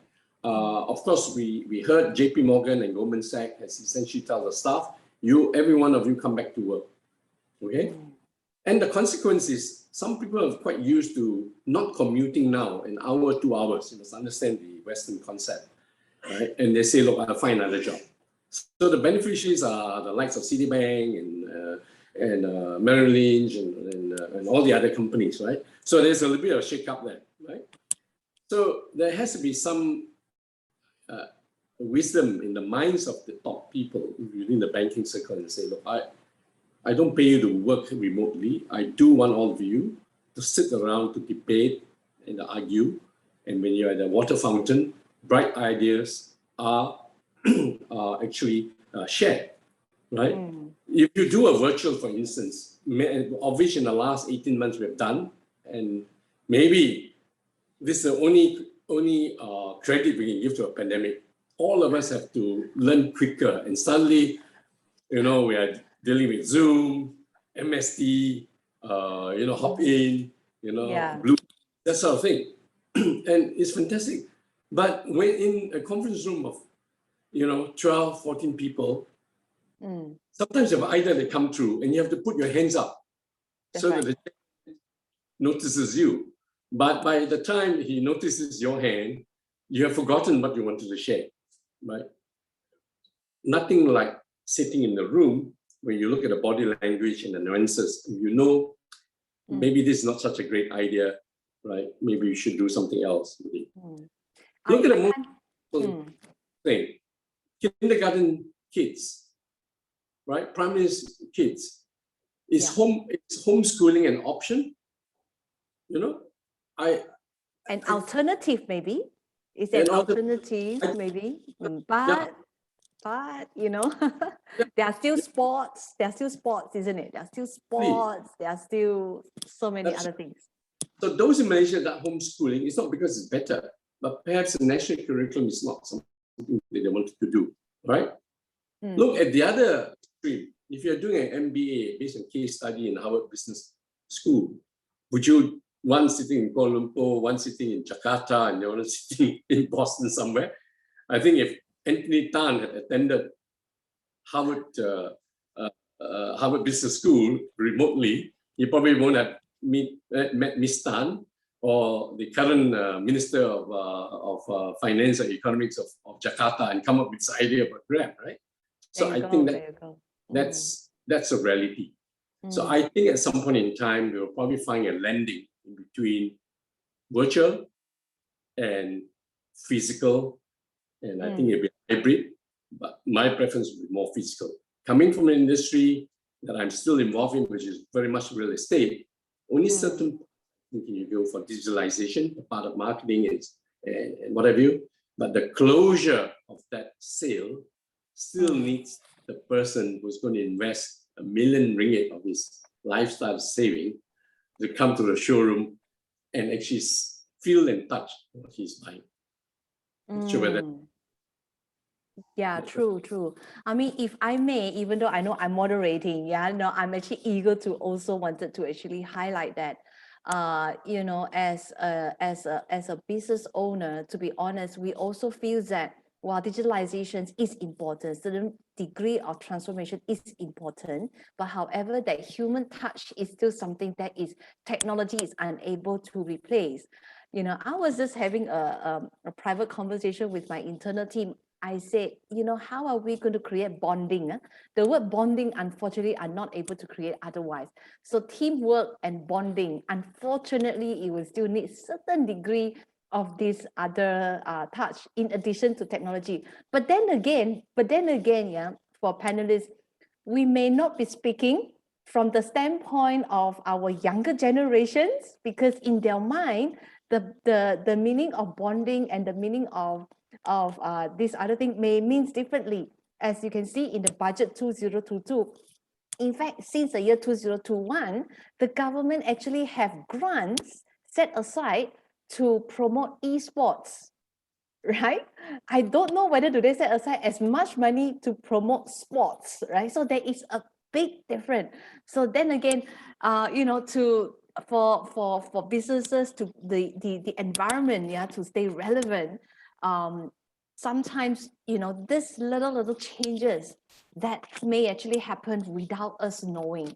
So I think at our era, we still at this moment as we speak, the year 2022, we will still think, yeah, you know, that part is actually important. But to be honest, to a certain extent, I was thinking, wow, am I, you know, able to tell the same thing in the year 2030, you know, if I'm still sitting on this hot seat that I'm in at the moment. So it's interesting how businesses actually evolved from here when it comes to digitalizations.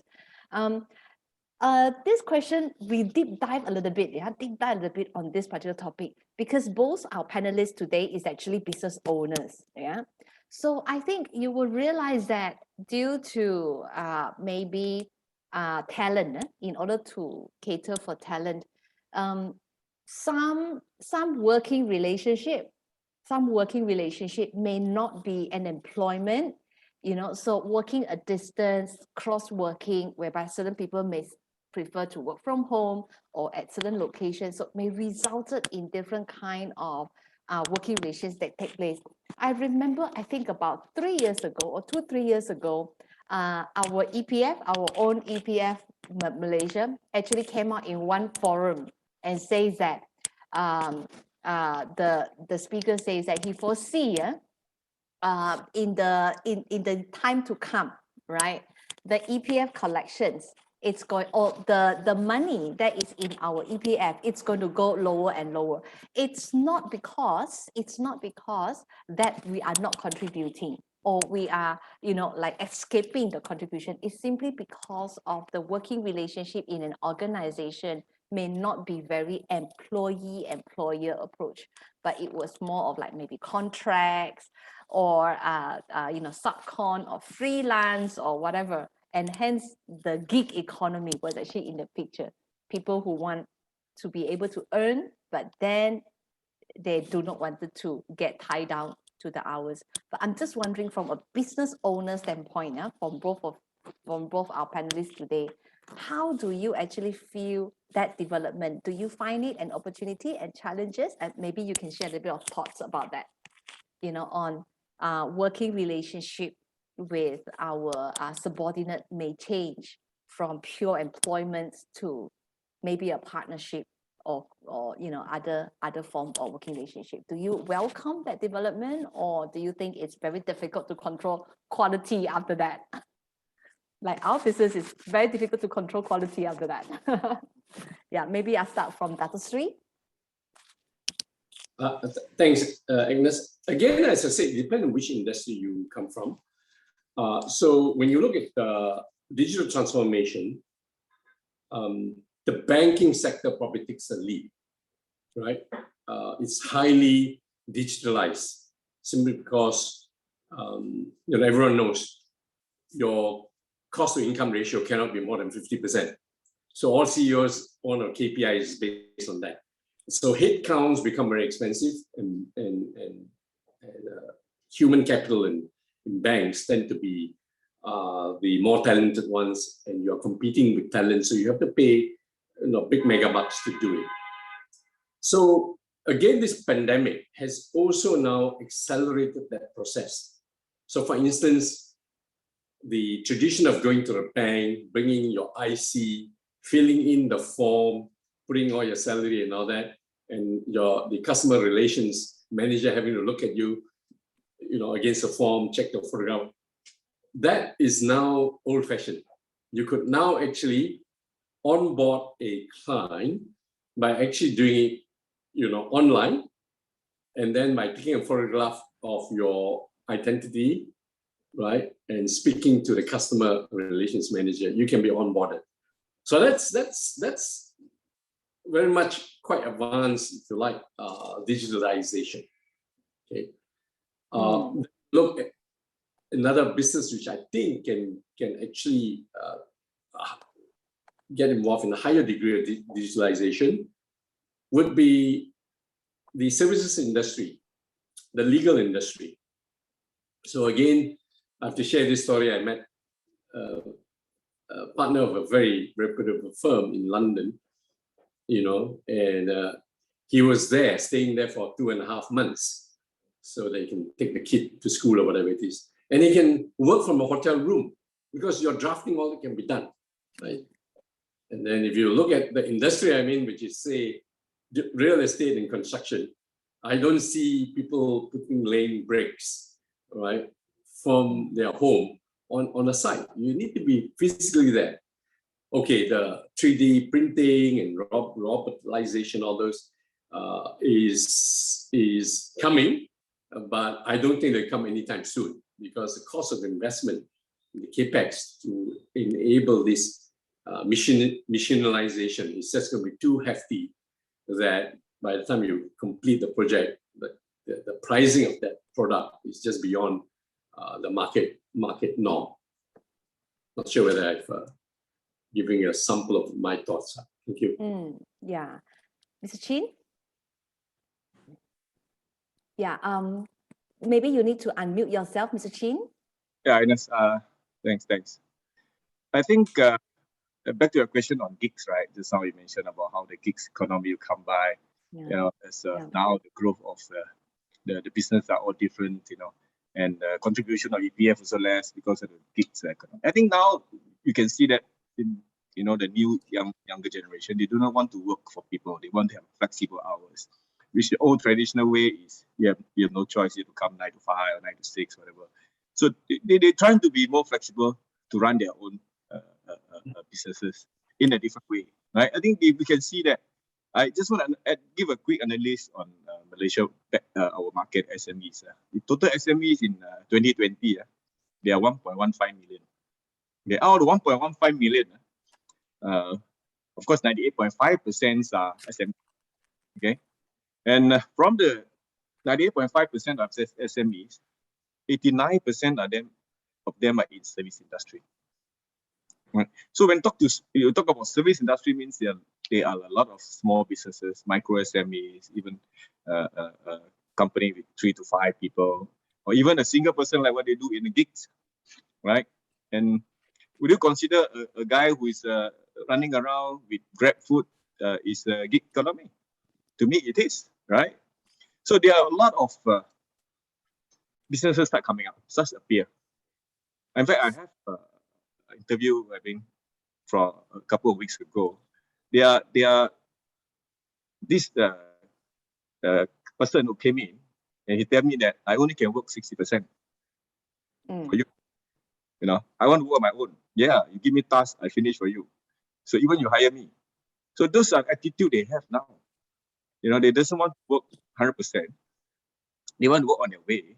And they say, I got a skill, I got this, I got that. Of course, if you know them, it's fine. If you don't know them, how are you going to do that?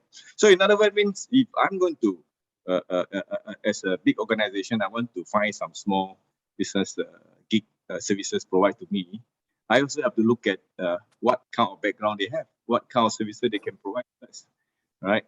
So in a nutshell, that I believe government is pushing very hard to turn all these micro SMEs to be a real entrepreneur themselves, right? In fact, there are a lot of training provided for them as well. They under the EIS program, under Perkeso, those lost the jobs, those who are the job seeker now, they also help them to to find ways for them to get into the gigs services. So I think the longer term, we can see more and more this growth of the gigs. In fact, we see the government is taking shapes in a way on those that the employer are not able to actually catch under the employment, whereby, as you can see, the new tax of 2% of the withholdings was actually being introduced this time round for whether agent, distributors, or commission payment. So we talked about this commission payment sector, whereby it's actually to like open up the net as far as a fair tax collection regime to ensure that everyone pays their rightful taxes. So I think that these measures was also there to actually capture. But of course, the way that that net was actually catching is actually on the payer, right? So as a payer, so if you have this kind of payment, which is actually tuned to 100,000 annually, then the following year, if you continue to make payment to the person, there will be this 2% withholding that will actually have to be withheld. So while the person, the recipient of the income may have other things to say regarding the withholding tax, but we can see from the government perspective, they are trying to do something. But as an owner, as a business owner, do you find it difficult to manage, or do you think it's actually okay because it's all KPI driven?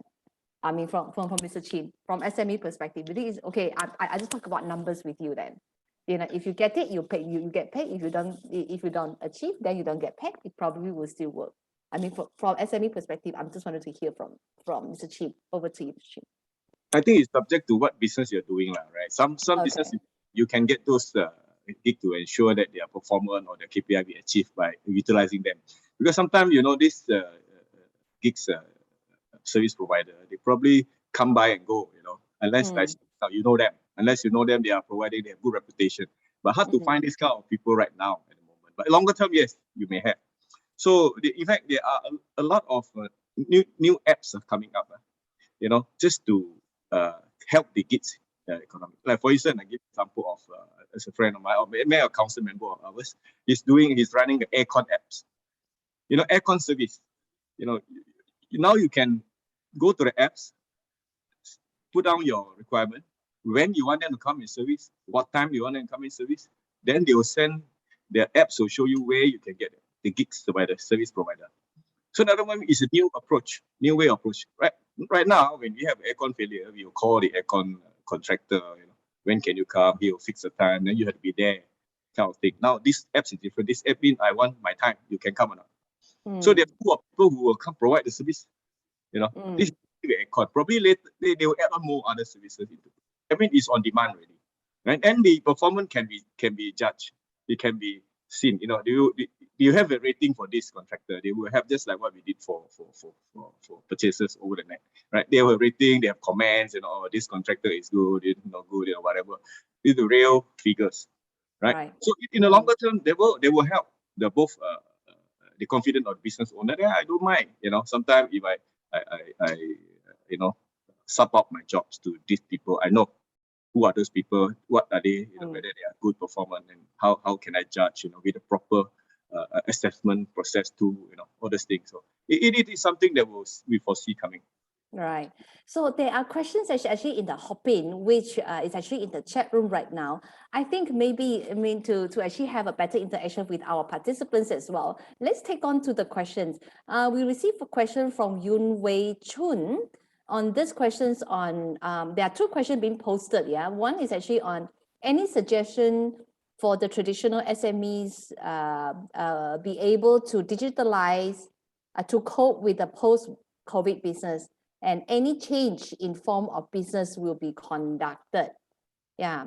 Any panelists want to take on to be able to guess where does the question coming from? I think where it's coming from is like some of the businesses, the SMEs or businesses by and large are rather traditional, right? In addition to grant, yeah, in addition to grant or whatever, maybe from SME perspective, what are the other suggestions or support, right, that could actually help this sector of people after the post-pandemic? Yeah. Okay, Are there any other things? I'll start to answer this a bit. Okay. If you look at all the SMEs you have, just how I mentioned this, most of them are service industry. There are very small amount of them are doing manufacturing or even export, right? So those part is easy for them to go digitization transformation, because there are many available portal, available e-commerce site that can help them, right? To go doing a B2B or B2C. Even Matrade in MITI has also been a lot of program running out. Not so much only on grant, also they have programs to help them promote their product. But when you're doing services, that's where it come by.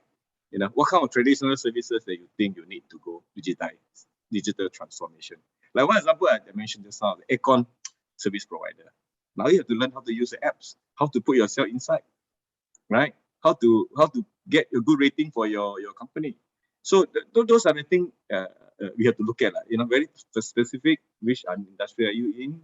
Are you running a coffee shop, or are you running a coffee chain of a store or whatsoever? So you have a different way. And then just for all to know that MDEC has a grant, right? We call it the digitization grant, 5,000 matching grant. How the percentage of I don't know the number now, but I guess it's about 3,000 to 5,000 approved cases, right? Out of them, 50% and above are on either web present, e-commerce present, or digital marketing. In fact, if add on the digital marketing, it's probably 80%. So to help them to improve the efficiency, like you have online payroll system or accounting system, they are at least, because a lot of them already have accounting system, they may not need to go online, right? So most of them are utilizing the grants for digital marketing, and any services you require digital marketing. Let's say now, even you're running a very small outlet of nasi lemak, right? You can use the digital grant to create a video for you to go viral, to send to your customer, to put that in the net. And I mean, you can see a lot every day. We can see a lot of video coming in promoting char kway teow, all this. So those also cost money, right? So this is how they I believe the small businesses should look into digital marketing is one of them, right? Dr. Sri, Michael, would you have anything to add on these questions? That's from Yoon Wei Chun. Yeah, any suggestion for traditional SMEs be able to digitalize? Do you have anything to add on this one? I think Yoon's question was, is there an easier way to access this funding? Yeah, he has a few questions at the same time. Yes, you may proceed. Short of it.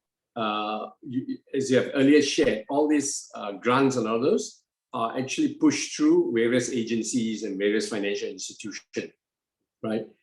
To the young chap on the street, they're not used to the traditional banking, even walking to a branch. In fact, everyone use app on their phone to do online transaction, to do crediting of funds, taking out money and all that. So to actually walk into a bank, right? It's foreign to them. So maybe Yoon is a little bit shy of walking to a bank, the traditional bank, and sort of encounter with the smartly dressed counter girl, right? So there's a little resistance. Maybe there should be a closing of the gap in terms of friendliness, in terms of how grants are disbursed out and how grants can be applied. I think if you're desperate enough, you should be going to the bank to ask, right? But perhaps the banks, in support of the government, could, I don't know, come up with mobile banking that goes into where the businesses are, the industrial park, or working with the SME association, go to the areas where I think is most needed to say, where money, we're going to make it very easy and friendly for you to take this money. So I guess the process of getting, because the budget allocation is already there, but how to disperse and how to the process and the checks and balance and measures, giving the comfort to the funder, at the same time giving the accessibility to those who apply, is the magic missing part that we are actually having right now. So if you look at the example of Hong Kong, very interesting enough, when they wanted to reset the economy, they didn't ask too many questions. They gave cash 10,000 ringgit to each of the residents, each of the citizens of Hong Kong. I was shocked. Asked my cousin who's living there. He said, look, they don't mess about. They just give you no questions asked. That's why they can afford to close the border for 21 days for foreigners to go in. Another example is Singapore.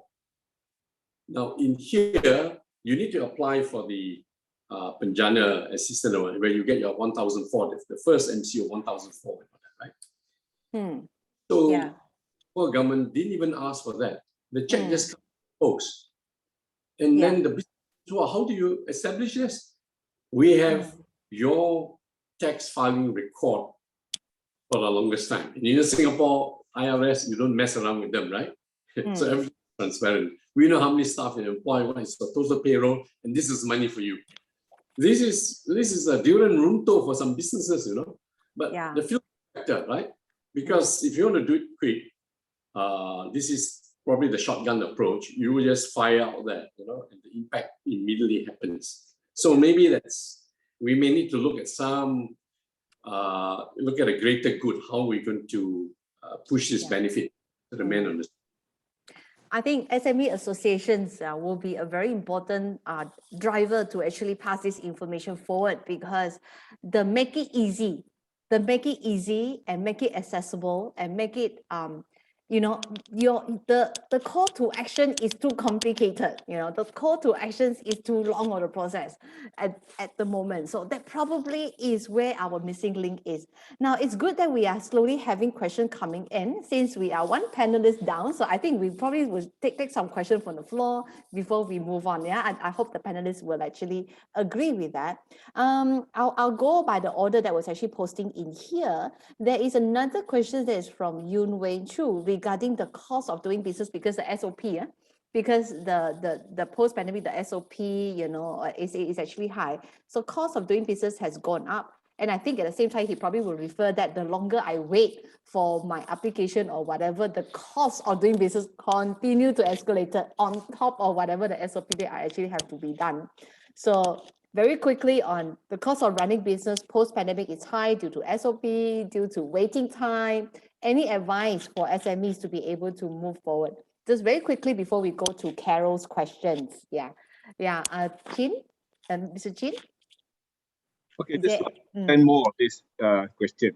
I mean that how can we, moving forward with the cost getting increased at the moment, right? Yeah. So for us, we can see that there's two part of it, because cost of farming, you say you have product to sell, why your cost of getting your product is become higher, right? Because the fact that now that land transportation, sea transportation, air freight are all gone up like skyrocketing, and they have no control over that, and that is variable cost. And right now, I also slow down my import, because it costs very, very expensive, right? But you have quoted the cost at the different price to your customer, for instance. So how can you manage yourself? So these are the things that I kept no answer, because it's all subject to your own business. But my advice is that during this point of time, you can even lower your cost of front and getting a better place. Let's say you are running a premises for your business, right? If you're running a restaurant, for instance, it's always the location, or even the retail product, location is important, right? So during these 2 years, there are many good locations they have been closed down, right? They have to find new tenant. But this location may be good for you, and may be cheaper right now because there's no taker, less taker, for instance. Right? You should take this opportunity to look at those places and survey, right? And try to switch, right? If you get a better location, your sales will increase, you get your business increase, you don't worry about your cost of fund anymore, because you will have a better cash flow by then. So that's why I'm saying you have to look into the situation right now. It doesn't mean that a lot of people close down. It's good for some business. I know some of them have been telling me, now I managed to buy this cheap. Those here I don't have, right? Cheap is not important. Important you get the right location for businesses. So just go and hunt for it, then you switch. So this is one other way I'm talking about your cost. Another one is on human resource, human capital. I mean, there's a talent. There are many people out of jobs, right? And some are senior one, but they are good people. True. And right now, if you offer them less, they probably will take out the job because they're quite a long time no job, you know. And this is a time for you to expand your business and you reduce your cost of fund. Of course, I'm going to ask you to fire your current staff, but you can look into that, how to improve, you know, your efficiency by hiring good people. So there's a few ways they can look into. That's for me. Okay, thank you, Mr. Chin.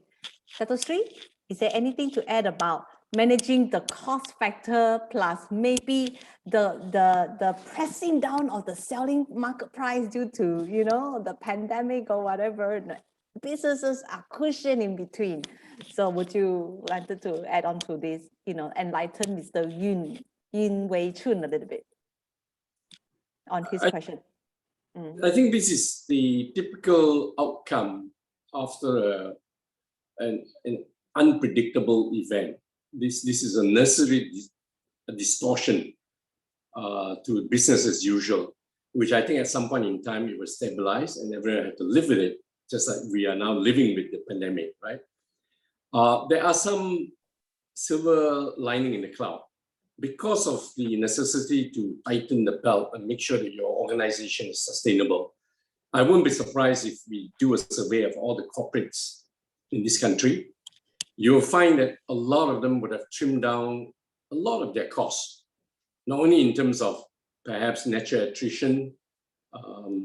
Some through MSS will manage to find some other career path, which they always wanted to do, but never had the push factor, which now, because they have been retrenched or furloughed, as they say, they found something else. And I wouldn't be surprised if you look at what their cost is in 2019 versus the cost now, it could be anything 20-30% down, right? So it's like a slightly obese man now being more fitter because now you need to walk 10,000 steps a day, right? So going forward, you ought to be trimmer and fitter. The pressure for you to go into technology and make it greater efficiency, such as using all the various apps. I think even traditional businesses now has learned to adapt to it. So that would be another winner, right? That which you cannot control, which is a worldwide shortage of, say, IC, integrated circuit, the price of fossil fuel going up, and now with COP26, in fact, green, zero carbon is going to come in, will definitely move the prices and costs to go up, right? That is probably beyond your control and beyond everyone's control around the world. So if you're selling a product which is not only produced in Malaysia but in other countries, they also don't have a choice but to move the price up. And ultimately, the consumer will need to pay for it, right? And this is where government is trying to put more money in the pocket of the consumer. And you can see already inflation starts to creep in. And there'll be a distortion. Even the money you put in is not enough to cover that. But over time, I guess, it will come to an even keel. So I guess this is a natural process, something which it's difficult for you to try and do something different. I guess, you know, an era like this, it is the time whereby there is an evolution of new breed of rich and famous, maybe. And then there will be companies that's up and rise, and there will definitely company who will circumference for something else. So it is a time that all of us have to see how are we going to sustain through this situation, even though it's already post-pandemic, but the competitions remain very, very heavy. Okay, maybe we take on more questions, right? Carol has a question. Would there be more financial assistance given to help SMEs to sustain in the year 2022? Because everybody would think that no matter the pandemic, I mean the COVID numbers continue to rise or whatever, yeah, now with booster that is able to go for the vaccination, I think in most people's mind, they don't believe that there will be another lockdown that will take place unless the situation really, really severe. Otherwise, with everything opens up, the recovery is supposed to take shape in the year 2022. Carol asking a question, will there be more financial support given to help SMEs to sustain in the year 2022? Are there any more stimulus package coming up, Mr. Chin? I think it's not the new packages will come out. The current packages that was already there, and it still continue until the budget have been allocated all. And I mean, I just want to let all of you to know that the fact that there's a call coming. So the fact that the government agency are putting a lot of tasks to help the SMEs. So like those aids you are looking at, you go to SME Corp, SME Corp Malaysia. There is a portal called MyAssist, MYASSIST, and MyAssist is one-stop advisory what they call portal that they will help you. Let's say you in your businesses you need financial aids. You are in this situation. So there will be an advisory, there will be people who get in touch with you and provide you how to get your financial aids or your any grant available under this portal, under SME Corp. So this is just one of the example. Of course, you also can call MDEC and even Bank Negara. They have also other way of helping financially. There's AKPK who do a credit call adjustment for you. So there are many agencies are still there. So I think the aids, the grant, the fund there is still there for 2022. So not to be worried about it. Right. Mr. Chin, let me extend the question on behalf of Carol. If upon checking to the agencies, if they fail to actually get in touch or whatever, can Carol keep in touch with SME Association? Does SME Association have a help desk as well to actually assist businesses to actually help to liaise or to pass on to the relevant agencies in order to speed up the process of the recovery of business or assistance that they wanted to go for? Is there anything from SME associations? Yes, we do our help. We do help our members especially, but of course members we have also can contact us. We see what can we do. Of course, some information to pass on to you, that's not an issue. They're welcome to contact us and look at our website. You just send your information to info@sme.org, and we will follow up with you. Okay, so for all the participants, in fact, SME Association also have an e-booth that is actually within these 3 days. Do visit them, drop messages to them, all right, and then wait for them to actually come back to you. Or you can always drop your messages to the organizers as well. Yeah, you can drop it to Syarikat Ong's e-booth as well.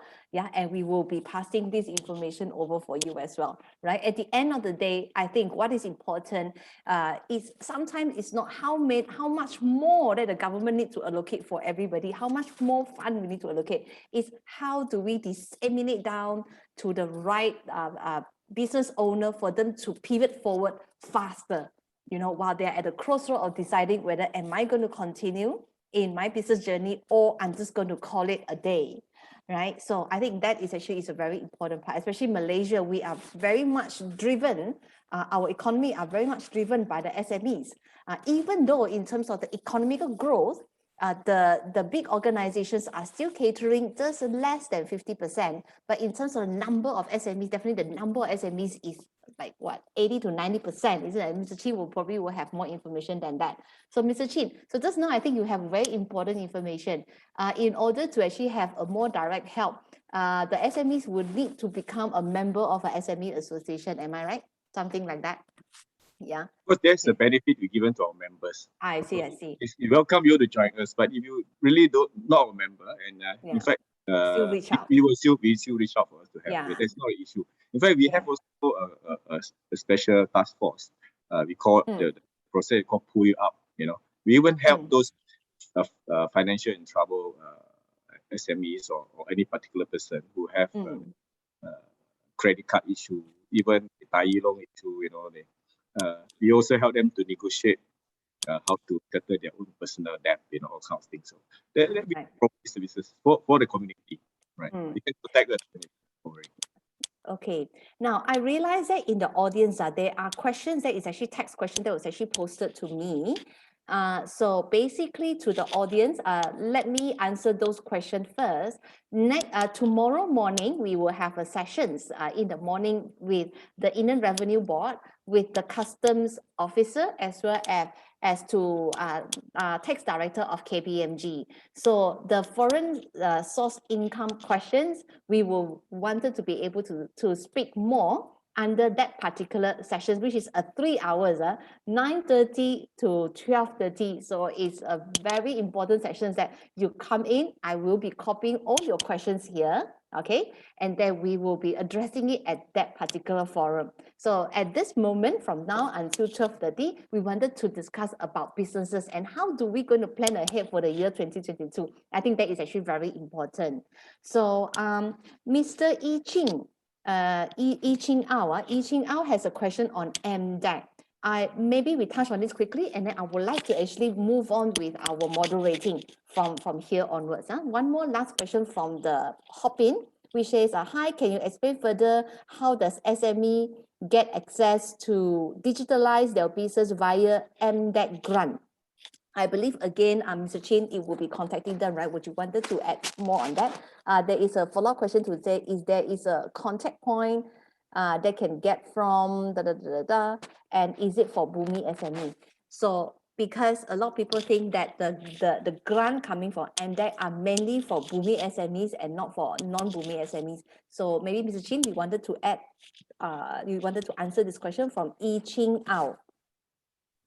Yeah, I think there's a wrong perception of many of our SMEs in the fact, because the government grant doesn't look at color nowadays, because of the pandemic especially. Of course, there are also specific grants for the Burmese, but for MDEC grant is open to all, right? And then, but there are certain conditions. The condition, very simple, the approach, you probably have to be a businesses after 1 year. There are certain conditions on your business data, capital, subject to which grant you take. But basically for MDEC grant, it's very simple. You can either go to the website and look at what other solution they have, because there are a lot of technology service provider. These are the service provider, they provide solution for you to get a grant.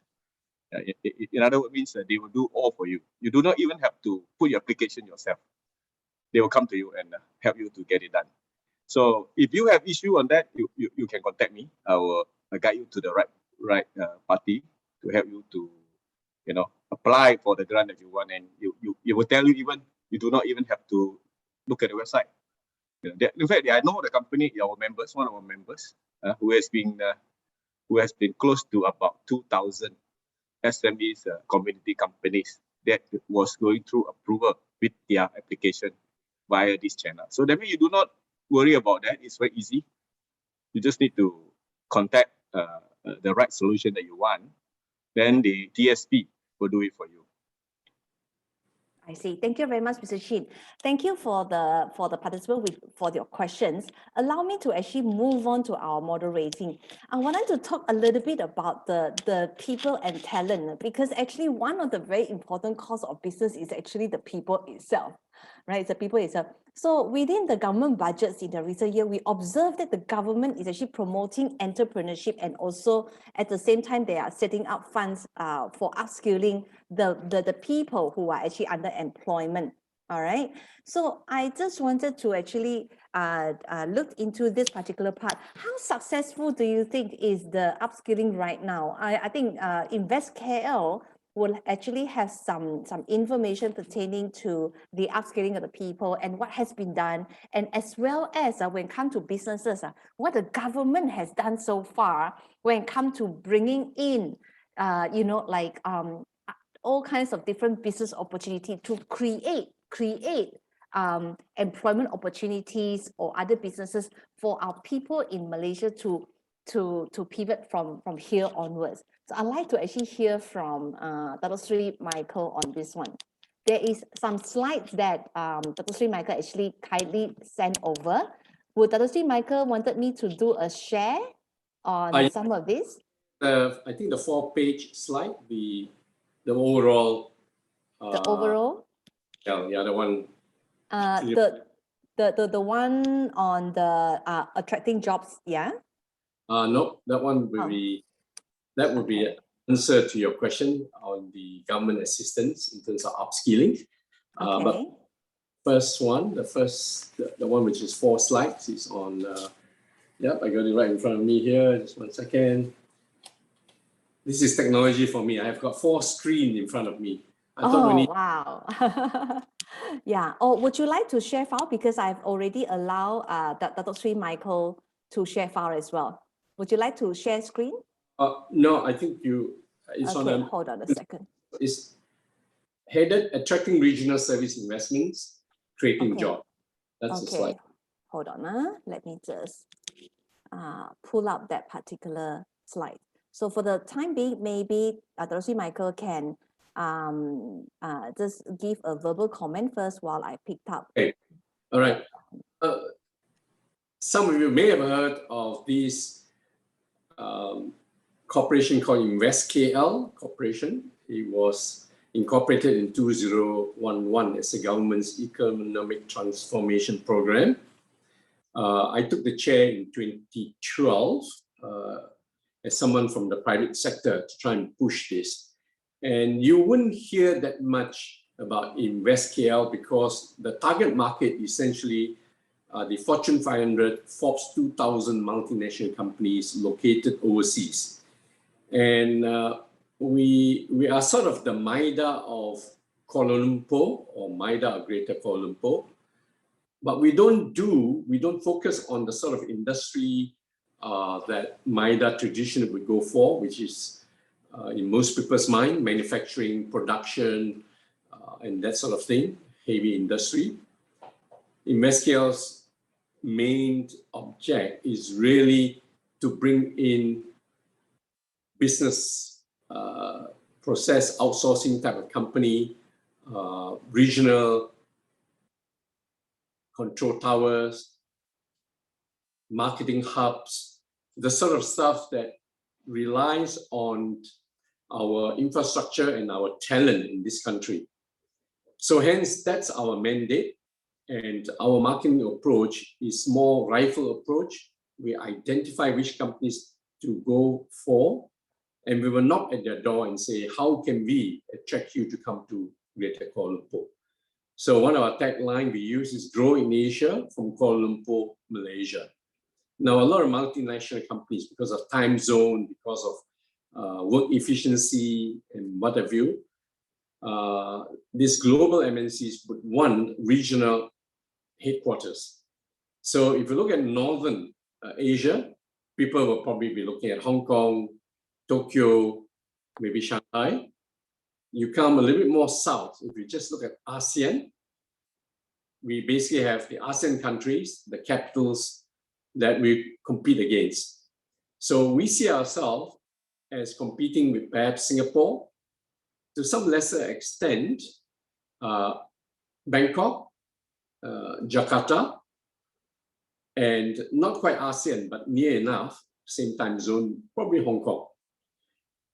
So 10 years ago, we started on a blank canvas to look at what are the advantages or what are the things that would attract these multinational companies to relocate their regional headquarters to Kuala Lumpur.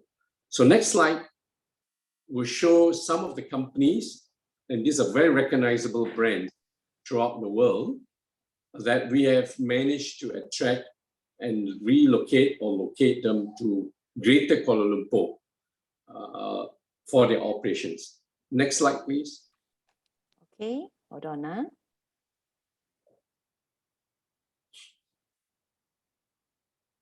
So 110, we put a circle against that. In 2011, the target set by the government was that 10 years, which is the life given to InvestKL, now it's in 2021, you have to deliver 100 companies, huge international companies, to set up a regional headquarters here. I'm pleased to say that well before the 10th anniversary, we have already hit 100 companies meeting our KPI. And this additional 10 is actually what we have done this year. So if you look at the average hit rate per annum, we're talking about 10 companies on average every year. Some drop off along the way because they've been taken over by another big company. Some change their core business, so no more entitled to the benefits that we give to these companies. But overall, we still met the KPI. So as a matter of interest, all is not lost, despite all the negative news about Malaysia, about maybe Kuala Lumpur, crime rate, and what have you. These are the people that voted with their feet and decide to come here. If you pick any company, say AXA, if I recall, the turnover is like 140 billion euro a year. For them to relocate or locate the regional headquarters here, you can bet the bottom dollar. They've done analysis, research, and going through their various management committee, executive committee, and also their board is large enough for them to say, yep, we will now set up a business process outsourcing in Kuala Lumpur. I'll give you another example. Honeywell is another Fortune 500 company. They now occupy 3 floors, if not 4 floors, in Bangsa South. And it is a regional hub, regional marketing hub. It is also where they do some of the research and do some of their data collection. And they employ a lot of Malaysian talent in that office, very often flying out from KLIA to visit Indonesia, Philippines, Thailand, as well as Vietnam. So this is the sort of impact that we have bring to the greater Kuala Lumpur ecosystem. Another company there I just spotted is called Johnson, right? It's SC Johnson. It's not Johnson & Johnson, which is medical. It is not Johnson that makes toilet seats and toilet suites and that sort of stuff. This is SC Johnson, located just south of Chicago. I think half the town works for this company. It is privately held. You don't see it in the public domain. But, you know, perhaps some of the products you may know. One of them would be the Ritset aerosol, the wax, even Kiwi, I think is owned by them. The clip lock bags that now you use to tapao and all that, that's SC Johnson. They have a huge regional hub here that does marketing of this product. You know, it may be manufactured in Thailand, but it goes through their system here in terms of marketing. Another one somewhere here is IBM. Of course, people say IBM has been here a long time, but the IBMs that's here generally tends to be the sales office that pushes perhaps those days of mainframe, right? But IBM actually set up their regional treasury function and human capital unit in Malaysia, not very far from city of Kuala Lumpur. I think they're actually one Utama, all right? So they process salaries, for instance, of IBM employees, could be in Thailand, could be in Philippines, okay? Treasury function, all money comes through here. This is where all the accountants, and they come from all over the world, but stationed in Bandar Utama to process how they invest those money. Accounting function too, right? How does it benefit? Rental of office space, rental of condominium, placing their kids in the international schools, wife go shopping, whether GPO or to KLCC or to gardens. All this helps to increase the multiplier economic effect into the greater Kuala Lumpur ecosystem. So these are 110 companies, some of them very recognizable. By the way, a lot of insurance companies now have actually also located their processing offices here. A lot of them are in the Setia Eco City. I remember when Zurich first came here, they employed a lot of Malaysian actuaries, right, to process a claim perhaps from another country. So this is very interesting work that's done by InvestKL. I have less than 40 staff, okay, and the budget is less than 15 million a year. So although my position as the pro bono chairman sounds big, but the budget is very small. Okay, so let's go to the next slide. This is the impact to the economy, which I was going to share. When you look at the amount of capex investment in the 10 years, we claim only 17 billion. All right, compare with someone coming to Maida, invest a factory in Samalaju in Sarawak. That's already US, probably 1 billion. But those investment is in factory, plants, and machinery. You must understand, Greater KL has got no land for such huge capital investment for factories and for production. We are talking about intellectual property. We are talking about 17.7 billion as the OPEX, right? The rent, and I'll show you later. If you look at the third picture there, in total, 110 multinational companies here has almost filled up the entire Twin Tower. Okay, entire Twin Tower. Now, what do you expect them to invest in there? I will tell you now, the boring stuff of office furniture and what have you, but more important is the IT system, the fact that they use the banking system, the software that they use, and the all the IT devices and what have you. That's what they invest in terms of the hardware. But everything else to me is more software, which is where I think our main focus is. What does it do to the Malaysian talent that are graduating from our local universities who have to seek jobs in richer capitals like Singapore, Hong Kong, London, Sydney, New York, San Francisco, right? Even Paris and whatever. The impact now is that we have, our target is to make sure close to 15,000 jobs are created for Malaysian talent to operate from Kuala Lumpur in regional roles, if not even global roles. So to date, we have achieved 11,000, maybe by today it's probably 12,000 on payroll, actually paid. The average salary is 10,000 ringgit.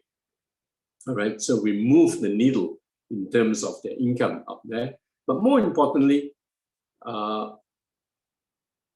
good for family unity. This young talent would have left the country, leaving their old folks to be in lockdown on their own. I used to say, it's great that people continue to see this country as their negaraku, and that they're close to their parents and their siblings, right? But because of economic reason, they have to leave and probably never come back. So I think we earn some credit in terms of providing these people the sort of job and reward that they wanted elsewhere that we could provide in this country, in Kuala Lumpur. In terms of, sorry, Dato Sri, you may continue. You may continue. Yeah. So in terms of the tax benefit, in the initial years, some of these people say, well, I want to come here, but I get 15% tax in Singapore, 17% tax in Hong Kong. How are you going to match, 24%, 26%?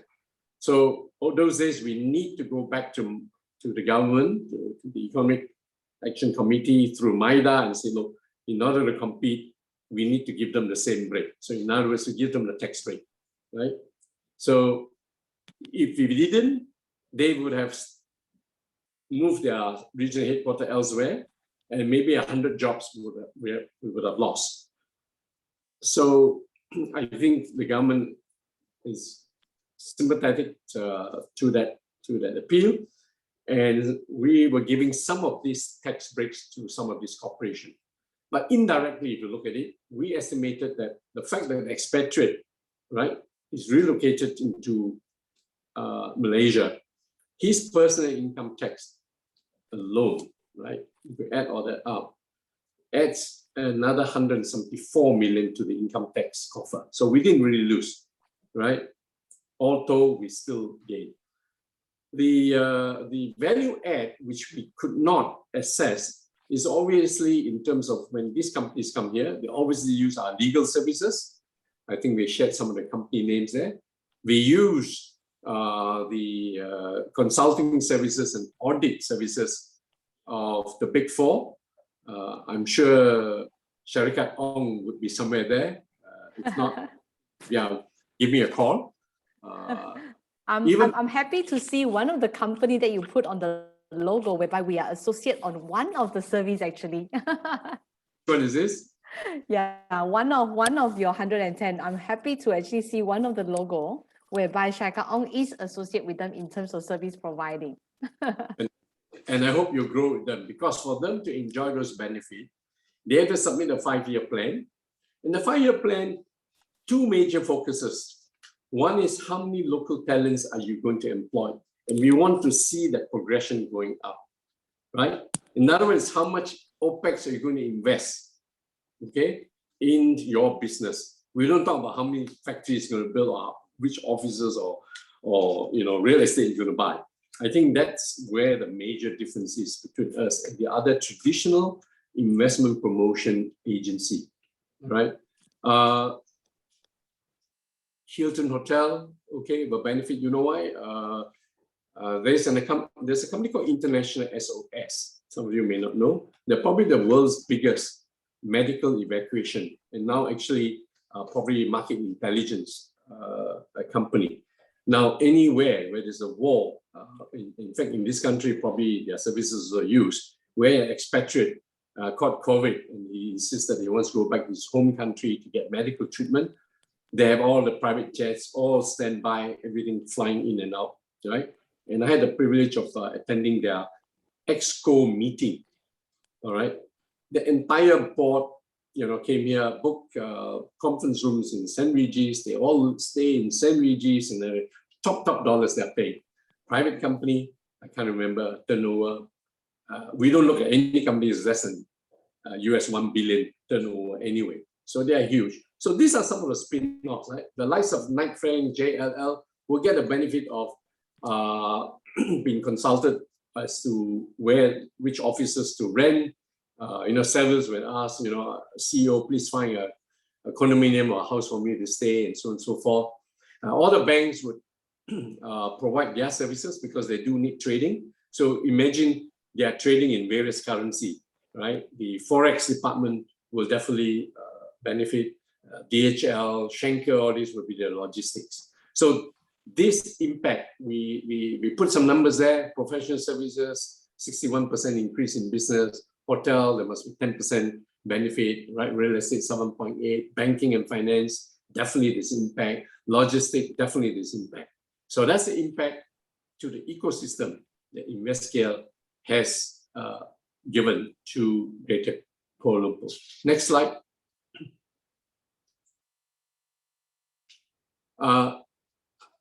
So this again goes back to our prime reason, right?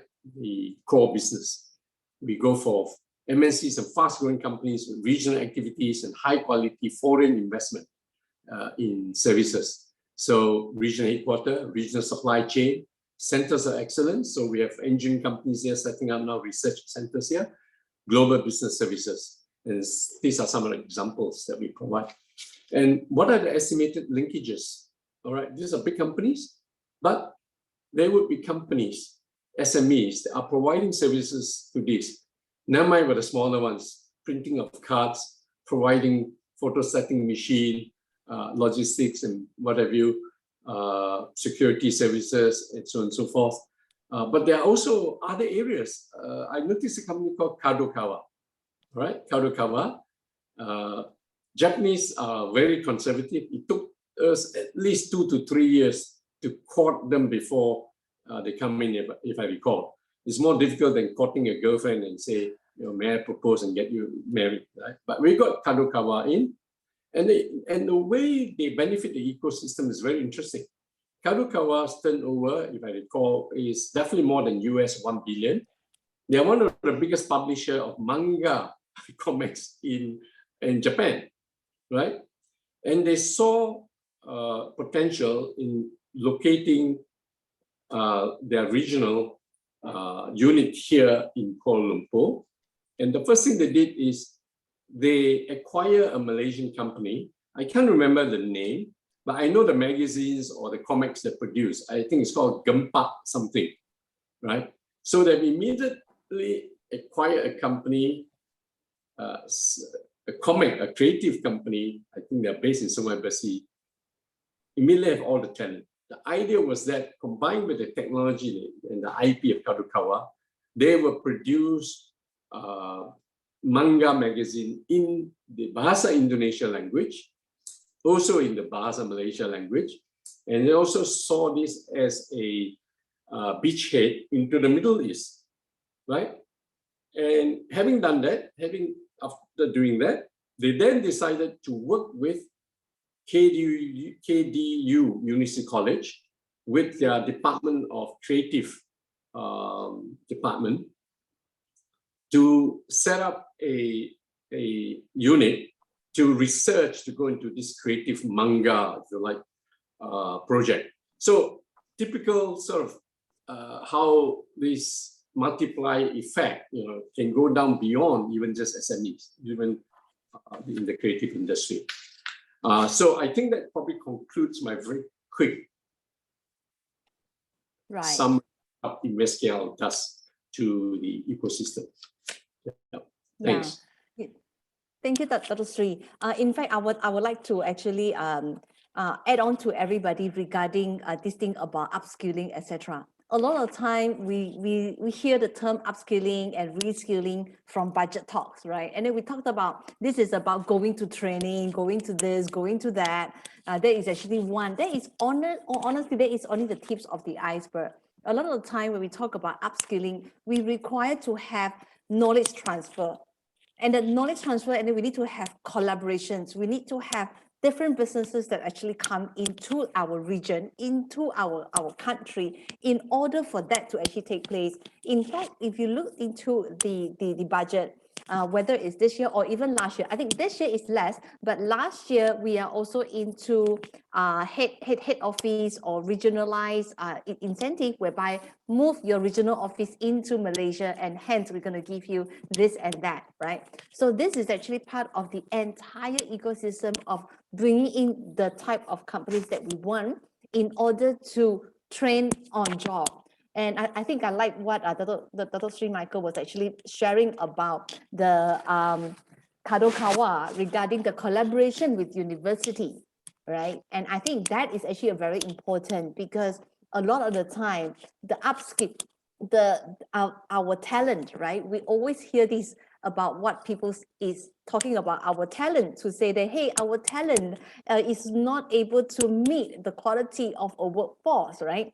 Now, ladies and gentlemen, while that statement, it's not easy for us to actually call it true or not, but I think you and I agree that Malaysia, we have talent, right? Malaysians all over the world, we are being very sought after until today. But of course, we have certain sectors that we need to upskill. We have to reskill and upskill to be more relevant. Now, so I wanted to split this two part into two conversations. One is the one that Dr. Sri Michael is actually mentioning, to say that, hey, one thing that the government is doing is bringing the FDI, because through the company coming in, there will be a lot of processes that is being taught, and there will be employment opportunity being created. That is actually one. But at the same time, we have another part that is actually upskilling and reskilling that is required, that is on the SMEs, the smaller sector of people. Those businesses are actually grounded in Malaysia and looking for opportunity to go out, but we are currently here. Our challenges and our uphill battle in upskilling our people so that our business remain to be competitive, right? So on that particular part, I would like to actually ask Chin that what is your thought about the topic of upskilling? The government for this particular budget, in fact, not just this budget, even in the past budget, we have always been allocating quite a lot for upskilling and reskilling. For this particular budget, the allocation was 22.8 billion, right? That is actually a lot. And it's actually split into a few parts, 3 parts to be exact. One, we talked about the vocational training, the training. Another one is actually directly for the Bumiputra the Bumiputra institutions, whereby the Bumiputra entrepreneur will be taken care of. And another one is actually through our SOCSO and other means. And then another 1.1 billion was actually given to agency to look into 220,000 people, participants, to be looked into this entire program. Now, this is honestly not new, okay? Last year and then even the year before, we are actually having that. I would like to have a discussion pertaining to this particular one, the effectiveness and what could we do better, and how can we, the businesses, really tap onto the upscaling program that the government is trying to look into. Yeah, Mr. Chin, over to you. Thank you. If you're talking about upskilling, reskilling, yeah, you're right. There are many allocations into doing that.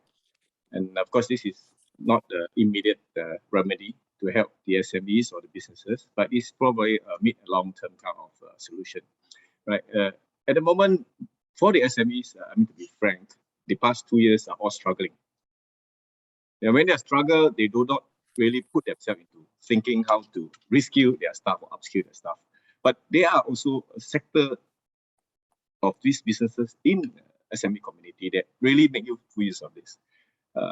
For instance, I'm talking about the hiring incentive by SOCSO. Right? I think not many people know that when you start hiring a staff or even senior management, you can even getting up to 6,000 subsidy a month. That will help you to hire a new guy in your organization, or person who are running out of job, or a new graduate. It ranges from 40 to 60% hiring incentive and up to 6 months. So this is number one. But besides that, there are also another training that's talking about upscaling, reskilling, allocated in SOCSO that you can apply. Now, what means let's say now you have a new job, you have a new skill you want to find. You can apply the jobs, you can apply the granted up. I think it's about 4,000 or more, will depend on the classification of the training. And that amount will be provided free.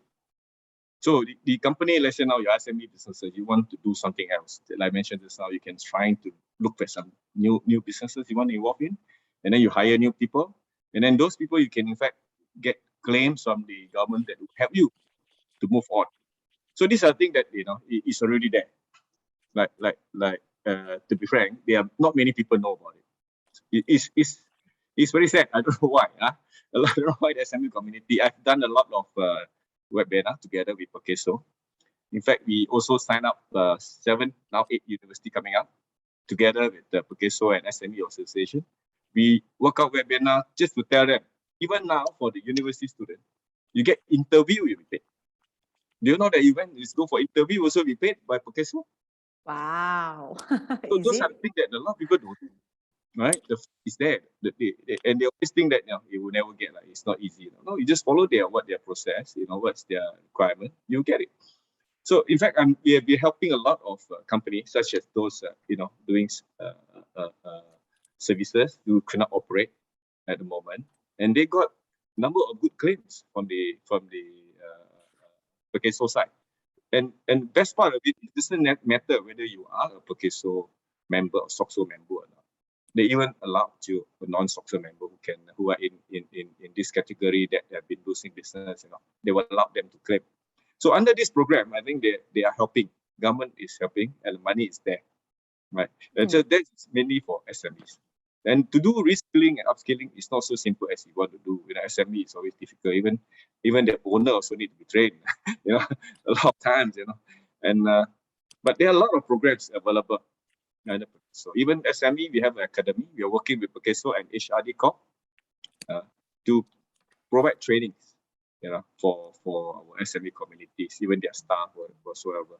And then if you don't know how to find a grant or claim for that, you can even meet up with us, so we can advise you where to go. That's particularly, I mean, that most SME advice to them is please look out for all this incentive and availability of those training that is there for you to take. Why not you just pick it up, rather than thinking you won't get it. And besides that, under SME Corp, you mentioned the start of my assist part, they also will have some programs for you if you require, subject to what businesses you are in. I see. So, Mr. Chin, thank you very much for that sharing. I think, ladies and gentlemen, what is actually very important is we need to seek for, we need to seek for all this available information. I think what we are lacking of, I'm like hearing between the lines, what we are hearing of is there are grades that was actually holding there, but everybody is looking at it. We don't know how to catch it, right? So maybe there will be a lot more promotions that is required. It is not, shouldn't be just a word of mouth. The media exposures, etc., how to walk into a various association, using associations or chambers, using association and chambers or all sectors, to disseminate down this information. I think is actually quite important. Unfortunately, I don't know whether we have any authority in the audience today, but if there is none, it would be great if Dr. Sri Michael, who are very influential through, InvestKL, that is actually an agency under MIDA, Mr. Chin under SME Association, which work very closely with SME Corp, right? How do we actually pass this very important and very simple information, right, to the authority, to the right disseminated down of funds agency, to say that, look, yes, from your perspective, you have done enough, but from the ground perspective, it's still not enough exposures, right? It's just like in the digital world. You probably have already spent a lot of money on Facebook advertising, but the reach that you get to the audience, it's still something to work on. Yeah, it is exactly the same that I'm feeling. So I guess there will be still one very important missing link. That is the working closely with various association, chambering, etc., or institution, right? To reach out to the members, to reach out further so that the public businesses, I'm talking about businesses, will be able to look into tools and assistance to plan themselves into the year 2022. Yeah, because we are talking about how do we actually prepare ourselves in the year 2022. What is your budget? What is your digitalization budget for the year 2022? How much you are going to put to your upskilling of your own workers if it's needed to? How do you improve yourself moving forward in the year 2022? I think it's very important. So hence you have questions about how can I tap onto the grant so that, I have a handout for me to actually move forward, right? So, okay. Let me see. Is there any more questions that was actually coming in? I see that Mr. Chin has actually posted his email here. So participants, please contact Mr. Chin, at cschin@smemalaysia.org. If you have any inquiries about grants or whatever, or assistance, to actually reach out to the right, you can actually email to Mr. Chin, and Mr. Chin and his association will be able to assist you forward. Now, allow me to actually go back to the questions that we are having. We touch on R&D, we touch on technology, we touch on digitalizations, right? In fact, in this particular budget as well, the government is trying to allocate funds for those who is actually into R&D part and digitalization part. So while they are doing that, actually in the digital world, there is one very important threat, okay? So whatever is an innovation, whatever is an R&D, the biggest threat faced is always the intellectual property, right? Businesses of today, I believe all over the world as well, small, medium enterprises is still pretty much the driver of their respective domestic trade, okay? Now, in view of the above topics, R&D, a lot of time, it's about for the bigger boys, who actually have the funding and muscle for them to actually do the R&D. So what does the smaller enterprise do? They do a C&D, they copy and they develop, right? So the intellectual properties or other IP or royalties, whatever, is always an issue, right? I just wanted to actually seek your view from the participants, from our panelists here. What's your view on this subject matter? Is R&D or innovation part of Malaysian businesses' strength? Is it our strength? And if the government is to focus, what shall be the focus that the government should put on in order to drive this particular initiative? And as far as a businessman is concerned, what should we focus on if they are into the early stage of their development or their innovations? Yeah, maybe I start with Dato Sri. On this part, do you think the government, by just giving a grant and say, hey, I'm supporting you on your innovation, is it enough to drive innovation, to drive R&D forward, to have creation onwards? Yeah, Dato Sri. You're muted, Dato Sri. Okay, sorry. Now, firstly, we are a developing country. So in terms of resources, in terms of financial resources, we are fairly limited. So we have to really make sure that money that we put in, we get a return on it. I think merely by just giving it away and expect people to do within their capability, I think is probably expecting too much. So the way I would imagine, with that limited amount of money, government has to put through very specific institutions to assist. So perhaps to start off, it should be the universities. When you look at even our public universities, the amount of money that's put in for the professors, for those to do research, it's not adequate, right? When you compare with some of the endowment and some of the money that some of the well-known universities obtain. So we have to acknowledge this as a weakness. So like what we mentioned earlier, how do we get better publicity, get better participation?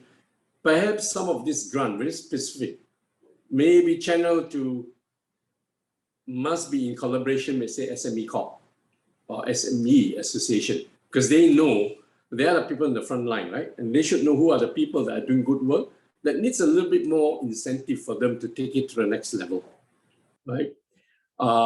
InvestKL is well aware of this because all these companies that are coming in are not Fortune 500 or Forbes 2000 without any reason. They're obviously very good at certain things, right?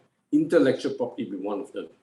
So if I look at some of the collaboration that we managed to marry, I see a company called SPIE, S-P-I-E. It's probably top 3 companies from, I think, I can't remember, Italy or France. They have a collaboration with the University of Malaya for a research center. Okay, so they are giving their experience and intellectual property to share with institutions so that the graduates that come up from MU will be work ready when they join SPIE if they happen to build a concession highway, let's say in Indonesia. All right. There was another one. I'm not sure whether they are still within their coverage. It is Philips. And they were forming a research with, I think, University of Malaysia Medical Center, testing beds and I think sleep apnea equipment and that sort of thing. Now that's very focused. That's very channeled to the right people. So by government just giving away grant and everyone going to apply, I think it's just too much work, you know, and to screen those applicants, I think was just too much work. So I guess what I'm saying is that where government gives grant, it needs to be channeled to very specific agency who knows what are the needs out there and try and share this very limited resource where the probability of success is higher. Thank you. Mr. Chin? Thank you, Dr. Sri. Mr. Chin? On the subject of R&D, yeah, basically you're right. But most of the SMEs, they do not, want to spend more time on doing their own R&D because number one is it costs a lot of time and money for them to do, and they have no choice. They are looking for survival first. But for those mid-tier SME or even move to the large SME, they are putting a lot of effort into this as well because they know if you do not have any product owned by you, you are not able to be very competitive. Right? You must have your own technology so you can move along. But looking at Malaysia as a broader base on the industrial side, you know, on the high-tech side, at the moment, we are talking about Malaysia is one of the largest E&E, right? So there are a lot of R&D into that area in Penang, you know, Subang Fry or even Kulim High-Tech Park. So those are a concentration of one sector, which carry a big import income for Malaysia, right? Rather than that, then you have, of course, petroleum, chemical, oil palm, you know, but very specific to a large institution, right? So this institution, a large institution like what Dr. Sri Michael was saying, is important for us because they also should help the locals to develop, the local SME to develop their own R&D. They should get opportunity for these people, or even join what do you call collaboration into doing R&D together. Not only with the businesses, of course, I know currently a lot of big organizations, especially in petroleum industry, they work with the university, or even oil palm, they work with university to come out with that. But university people have been not commercial. They have not been able to commercialize. They need the, you know, the general company, the public, the SMEs to work together with them. So if you are involved in the say oil palm downstream business, so you have some technology that you can work with university as well as with the help of the institution, the higher institution, then they'll make it work, right? Malaysian government have been doing a lot. Mostly have this program called MCY, right? Malaysia Commercialization Year. So this is a very good program. Every year there's a competition, you know, mainly for government department, you know, university, join together with industry players. They come up with their program to pitch and to pitch for the best. And I was one of the what they call judge for this event almost the past 2 years. But I don't see any really good R&D coming up from this. Maybe because our base are not good enough. Maybe there's not enough support from the big institution for that matter.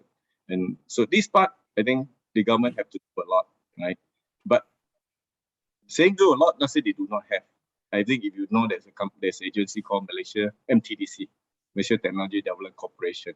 And this is the Malaysian agency company that have been there for many years to help Malaysianized company who has their own technology to go into R&D, as well as helping them, giving them grant to go commercialization, even give them a grant to buy IPs, to subscribe IPs. You know, so I don't know how many of you know about that, but there's a good agency that we can talk to if you have the intention to do some R&D on your own. They even take up your stake. You say your company doing R&D and you have good products, right? And they foresee that your market is good, then they will even take a stake in your company. They invest in you. So those are the things available. And it has to be continued, right? And right now, you can see that under the next 10 years, Malaysia is putting a lot of effort into building a 5G infrastructure. So there is another way coming by. They say, why the gig economy coming in? You know, because of the fact that when 5G started, there are a lot of other applications that will be a different set of rule set in the country. So of course, there are a lot of things to know about it, and wise to SME communities looking into this have to start from now. How are we going to utilize the infrastructure so you will start? And besides that, Malaysia is going to ASEP and CPTPP, ASEP in the Regional Comprehensive Economic Partnership. So these two have opened up our market. Of course, we also have a big market come out there. But if you do not have your own product, you don't have your own IP, so you're going to compete. You know what I mean? You cannot export. Then people will come in to your market, and even you'll be lose out. How can you find a company from China or even Vietnam or even Indonesia? Because you do not have the market like that. So those are the things that I think the government know, but we have no choice. We have to open up our market to get a bigger market as well. So we have to seriously look into how we're going to develop ourselves, looking into R&D and make your own product. Thank you. Thank you, Mr. Chin. Thank you, Dr. Sri. In fact, on this particular subject matter, I'm actually have it quite close to heart. Why? Maybe because I have younger children. Maybe because I have younger children. So, in my perspective, if I may just also make a bit of comment on this particular subject matter. In my perspective, the government to move into the future, if Malaysia need to actually continue having its good ranking for FDI in the future, it does need to really look into the cultivating the environment. I think the environment of R&D, that actually has to start as low as parenting, as a parenting, we need to tell our kids that actually that is an industry by itself. I agree with Mr. Chin that in order for us to be competing under RCEP, okay, and if you are just nothing but a big trading giant, then and you don't actually have something of your own, you are going to have your bit of your missing out, unless you are saying that you still able to anchor within the entire supply chain. You still be able to anchor somewhere of your positioning, whereby the products is still have to pass through you before it's become a finished goods. After that, then probably is okay. But otherwise, if we don't actually, if as a country, if we looked into the year 2030, maybe now it's 2021, 2030 budget announcement, right? What will be the focus? Actually, the focus in terms of the innovation is an important one. In fact, when it comes to the tax part, the government is due to digitalization. Digital tax is actually in the picture. So taxing, when it comes to cross-border, things that we are bringing to tax are more and more. This include royalties. So royalty is now defined to also include software, licensing, etc., etc. So when that come into the picture, so a lot of this R&D thing, right, which may be patented or whatever, will be collecting taxes. So is Malaysia as a country, are we going to be playing as a consumer, or are we wanted to be an inventor? So if you are an inventor, that withholding tax collection will come to Malaysia, right? I mean, that money is actually come back to Malaysia. But if not, actually we become a payer. So there is actually a very important part. When it comes to this part of the innovation, how do you call it, the bottom of the iceberg that I'm actually seeing is the positioning in the year 2030, when my kids probably is out at the workforce, and what will be the relevant career path or the relevant sector of that time. It will be quite interesting to actually see. But I think both Dr. Sri Michael as well as Mr. Chin has correctly pointed out, actually we got to start by collaboration, right? Between big organization with university, or maybe incentive along that kind of approach. Meaning I incentivize your actions of collaboration. Probably works better than I give you a grant for R&D. Maybe, so I incentivize you. I give you certain technology because you collaborate with certain local for knowledge transfer, for cultivating an environment. That is actually something that I really hope to be able to actually see when it comes to this topic. So there is actually a questions coming from Chin Yi Wei. I'm going to create my own brand of fire extinguisher in Malaysia. Can I apply for SME support? Mr. Chin, you have a lot of like one-on-one questions. Mr. Chin. Yeah, and Chin Wei is also Chin. I just want to see the question. What is that from? He said, I'm going to create my own brand of extinguisher in Malaysia. Can I apply for SME support? I don't know what may apply for SME support. Of course, when you start doing some of your own product, which is unique, there are many ways you can find the support to help to do that. So I just want to know roughly what kind of help he's looking at, what kind of support you're looking at. You're looking at, open up a market for you. You're looking at helping you to sell. Or help you to get your product in established with the branding kind of approach, or marketing for that matter. So I don't know, but SME Association, we do not really help. Not saying don't have that. We do not do particularly for any company who has any product come to us, because we are taking care of whole community, right? Of course, we can help you if you need something that you want to deal with the governments. Your fire extinguisher, maybe you need some approval, right? If you don't get or whatsoever, then we can lead you to where to get it done properly for you. So you can contact me anyway, no worry. Just contact me. I think it still boils down to people have something, but they don't know where to go. Right. Yeah, they have something, they don't know where to go. They hear things in the budget, but they don't know where to go, and they may make an unfair conclusion, even for the government. They may make an unfair conclusions on, cannot get lah. This is an unfair conclusion, to be honest. It's an unfair conclusion. So how do we actually bridge that, ensuring that what the government genuinely putting on the table is actually here to drive the economy? I think it's actually very important. At my level, at my discipline, I am actually paying attention to Malaysia being a big world consumers. When November 11 come, Malaysia is actually always one of the top buyers under Alibaba platform. Yeah, as one of the foreign last year, I think number 3, in the world. So you think Malaysians don't have money? We have. Where do we spend all the 50, 100 that the government give out? We may not put it at Shopee or Lazada. We probably put it at, another e-commerce purchase, right? And then in fact, ladies and gentlemen, we also need to go into the growth factor in business.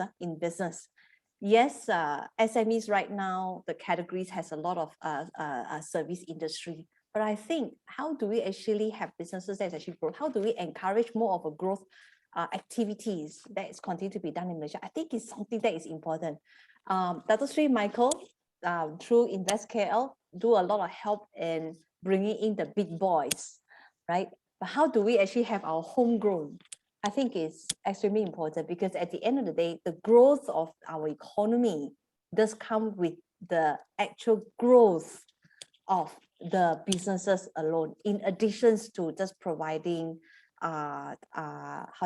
service or professionals work onwards, right? Malaysia, we are full of resources, etc., etc. That is something that I really hope to actually see. On the topic of growth, I'm wondering whether any of my distinguished panelists have anything to add. Dr. Sri Michael, how shall we grow Malaysia forward? Just want to pick up on the point by the questionnaire, or question set up by Mr. Chin. Okay. To Mr. Chin, of course. I'm sure he knows something about fire extinguisher production, right? Otherwise, he wouldn't go into it. I hope he's not one of those to say, wow, because there's an incentive, I'm going to go into making fire extinguisher, right? You have to do your homework, right?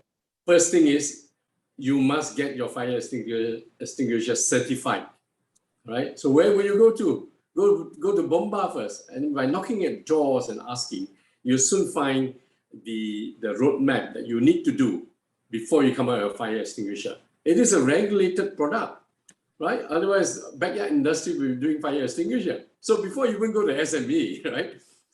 You may want to go to the Fire Extinguisher Association, Firefighting Association. I think there is the association, right? These are the people that provide fire doors, doing all the fire blanket, fire extinguisher, so on and so forth. Maybe he has heard that the fire services, which comes under Ministry of Housing, has probably come up with an act that says that every home, not every officers must have fire extinguisher, and then every year there must be inspection of the state of that, fire extinguisher. So lo and behold, that's an incredible job, because it's almost a regulated industry, definitely going to have business for you. But you are like the WhatsApp, what they call application developer. You think it's great, but actually there are millions around the world doing the same thing. So you need to do a lot more research, right? And that's probably my advice, because coming from an industry where I come from, right? When you have this sort of new ruling, new whatever it is, the first thing the industry do is resist, because when you start add all this into a residential unit, it obviously pushes the price up. We always say, let the free market decide. But when you decide to legislate, then there's a business opportunity. But when you go into legislation, then there will be regulation, there will be standards imposed, specification you must follow. So maybe you're in the fire extinguisher business and you've already done that homework. Then where it helps you is, I suppose, where to find the equity or the capital to start off. Of course, there are grants, But banks, I would tell you now, they are very actively seeking new clients in the SME industry. I'm hearing 97% of our growth generators as SME. I just heard Chi Xiong says 98.5%. Wow, this country is very much reliant on SME, right? So banks, in the KPI of the heads of their banking sector, SME is a big business, and there's always a pressure for them to lend out those money anyway. So, okay, if it's low interest free grant, you may need to go through the traditional agencies that government go to. But if your business is viable, I will tell you, bankers are quite happy to knock at your door. Yes, yes. I think one thing about our banking industry right now is, I think we touched on just now, at the beginning of our panel discussions, was actually on the fact that there are gearings, you need to have pledges in order to have that. And a lot of the small SMEs, they are not able to. Dr. Sri Michael, I'm not sure whether you are aware. I hear on one of this webinar that I attend, right? Whereby it actually talked about one Nobel Prize winner. One of the Nobel Prize winner in the world was actually, I think it's Pakistan. And the reason why he won the Nobel Prize is because he created the bank for the poor. Yeah, this is some years ago. I think it's, Bangladesh is microfinancing.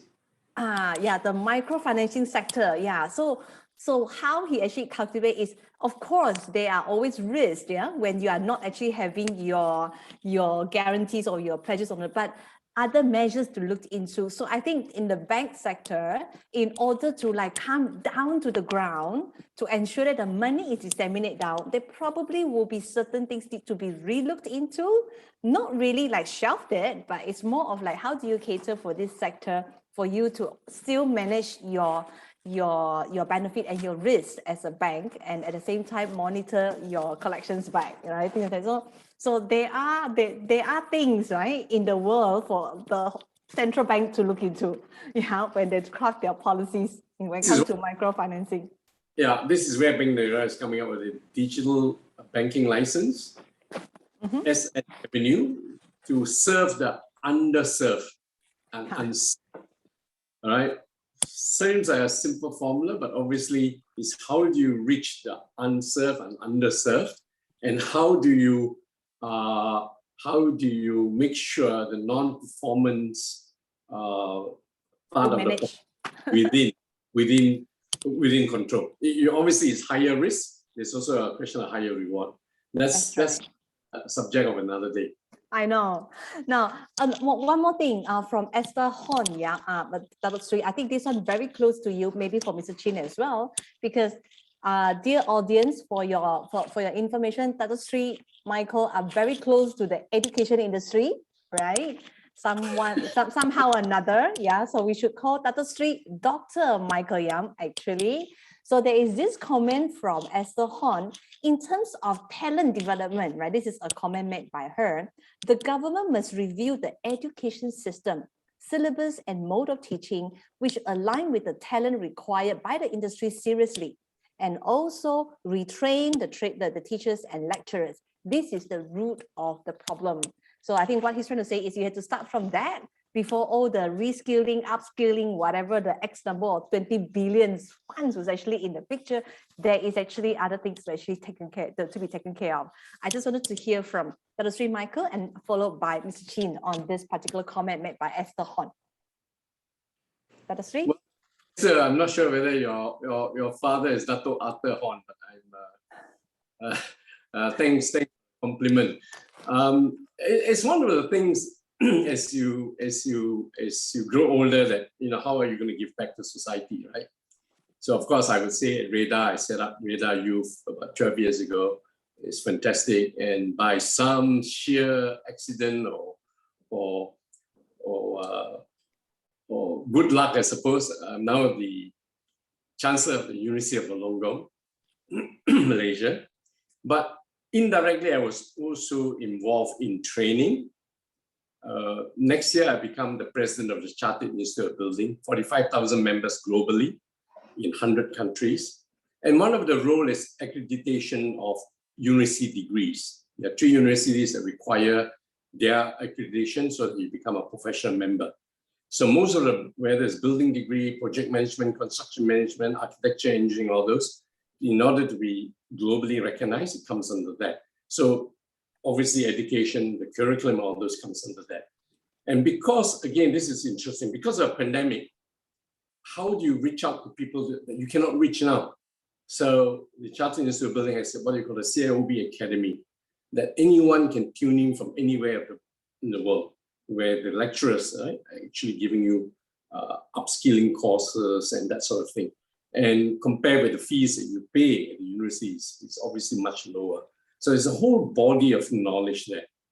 Now, I think, to be fair, our government do realize the challenges and issues and the weaknesses of the system. But to correct something that was done maybe 20, 30 years ago just takes a long time. It may not be my generation, may not even be the next generation. So a lot of people, as a consequence, are finding, the richer ones, unfortunately, or fortunately, are able to have avenues to send their kids either to international school or to overseas for education. So where does the M20 and the B40 ends up with, right? So again, I think one of the good things that come out of the pandemic is that there are many courses, many webinars, many whatever it is available that people can seek knowledge. I'm also seeing, although I don't have statistics and data, an increasing number of people actually doing homeschooling, right? It used to be homeschooling is some parents getting together, homeschooling, because before pandemic, not many people have actually all the devices. But now there are actually organizations, very well organized organization. Latest I heard BBC has gone into this, where you can do homeschooling online through the devices. So I'm not suggesting there's a solution, but in the stopgap, there is this avenue. So like everything else, you need to, ask the question, hopefully the answer will be there, knock on the door and somewhere you'll be open, seek and you get an answer. So I think I don't have the silver bullet, but this, I think, is people in their own ingenuity and innovativeness is finding a solution to education and skill, which is very important for economic sustainability and survival. Yeah, thank you, Dr. Sri. Mr. Chin, would you have any comments on that was actually made by Esther Hon in terms of talent development? Yeah. Okay. The root cause is the education itself. Yeah. I totally agree with her. This is true. Our issue with especially on the teachers, the quality of teachers, that will cause a lot of issue when how can a not so good teacher to come up with a good student, right? So like Singapore, for instance, even in some of the secondary school or the primary school, they are all graduates, right? With a real good skill set and well trained to teach their students. So that's why our education system as compared, just not far away, Singapore is totally so far away different. Right? Why that they have so many good students come up from Singapore and not white Malaysia? But this is the problem that we face. It's a long-term issue. Just like remember why we do not have English, mathematics, and science? It's because we don't have teachers who can teach English and science. They don't even have proficiency in English. How can they teach in English? So that's why they switch. It's not that the political situation switch because there's no teacher, not enough. And they cannot just fire them. It's a long problem that we face. Right. But government take initiative too. They realize this problem, but because of a political situation or maybe because of the nature of a country, those things have to move slowly. Right now you can see there are a lot of even primary school teachers. They took their own private education, or even they are sent to university to take their degree. So it's happening now. It's happening for quite a while, since probably 5-10 years ago. But this takes a long way to come back. So there's a lot of students. This recent study I just saw on news. 40% or even more than 40% of the students graduate here want to work outside Malaysia. Right? I mean, those are good students. They want to move on. They don't want to stay here. So the talent development or talent retention is another issue. I think InvestKL also did a lot for this talent retainment and bring back some talent. So because you want big company here to invest here, you must have enough pool of talents. So that's where we are lacking off. Right? So probably with the help of government having the My Digital Blueprint, putting out the infrastructure, then they can keep more and more people here, more talent to stay in Malaysia rather than go out. I think if you just move around, you ask around among our friends, all the kids say, you are studying in the US, you're okay, or anywhere else, don't come back, right? Stay there. Very, very common. Why? Maybe because Malaysia do not have environment, or maybe we do not have to pay them good salary. That's a very basic thing, right? Everybody want to pay higher. But if we can give them a better environment, like more invest scale brought in a lot of international company, why not? I think Pfizer regional office is in Malaysia, if I'm not mistaken, right? So we can start develop that. So hopefully the Ministry of Education can put more effort into develop better student with a better program and a better quality of teacher, right? Thank you. Right. Thank you, Mr. Chin. Now, everyone, we are almost coming to the end of our sessions. Now, I would like to actually have our distinguished panelists to give a closing remarks, yeah? And maybe the closing remarks, we can actually focus on to what businesses can do in preparing themselves in the year 2022 and beyond. I mean, you can add on other things as well, of course, not an issue for that. Now, how do we actually prepare ourselves moving forward? Maybe I'll start from Dr. Sri Michael. Okay, Agnes, can we go back to the last slide of my Okay. presentation? I just want to summarize that. Okay, hold on a second. Okay, let me just do this share screen right now. This one.